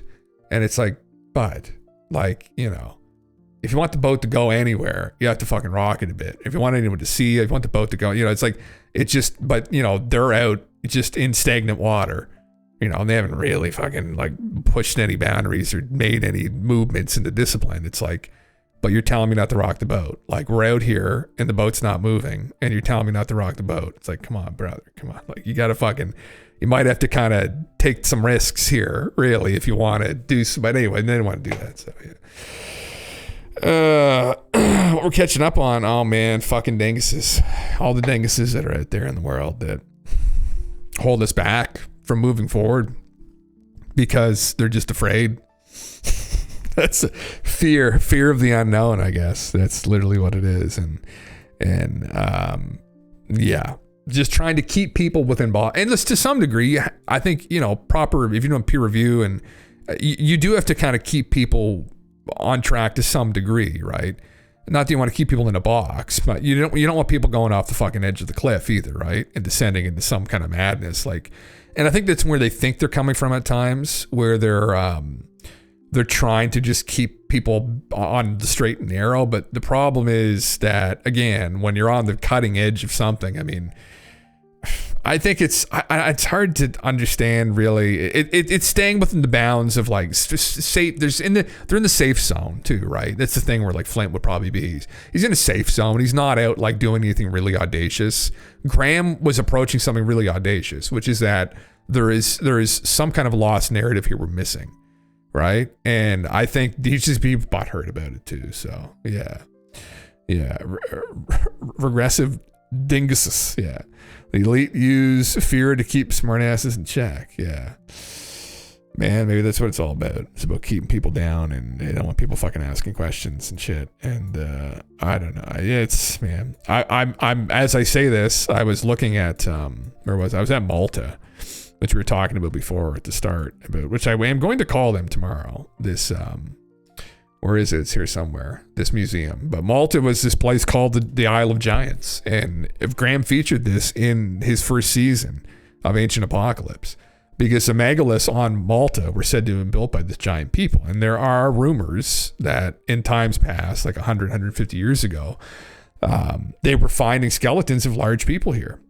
And now Graham doesn't even get into that publicly. I would, because I don't give a fuck, ultimately. But no one wants to touch any of that. And that's what the point is, that it's a bit of a conundrum where nobody wants to dig deep into this problem, and they just kind of like wave it off and attribute it just to just mismeasurements or just misidentifications. And it's like, you know, it would take a lot of courage for someone in a discipline to really take that seriously and push forward with it. Is it that there's nothing there? I have a very hard time believing that after what I've seen so far and looking into it. There's no fucking way there isn't. I mean, you'd have to be writing off so much fucking Mesopotamian history, you know, Central South American history, Native American history. I mean, unbelievable. But this is, it's pushing, you're pushing at something here that's kind of unknown. And anyway, please show me archives. Man, that's fucking, that's what we're going to fucking ask them. Try and role play as some kind of wealthy fucking individual. It'll be hard to role play that.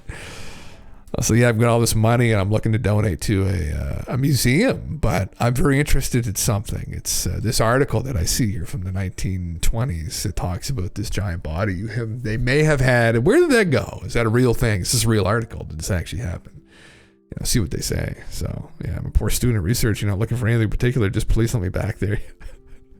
Please some articles. Yeah, I'll say I'm a wealthy man. I made my money in chicken, right? I made my money in fried chicken. The colonel. I say I was a colonel. Yeah, just fucking try and meme them a little bit, right? And then say, no, I'm just joking. But please, where the fuck are the Giants? Yeah, it belongs in the museum. It belongs to the people. That's the problem, man. Anyway. We'll touch on that tomorrow night. So I think I'm probably gonna end it there, guys. But anyway, thanks for coming around, hanging out once again. Yeah. So until then, everybody, take care, stay safe. Listen, hopefully I didn't just open a portal with the Ouija board. I might just fucking go through it though. You know, like why the fuck not? Why the fuck not at this point? Maybe the Giants will be over there. So until next time. Stay safe.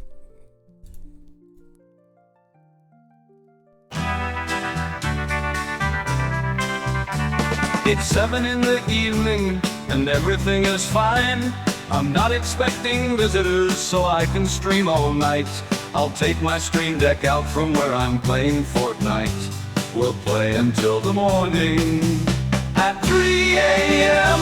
we hear him again from the sound of the submarine.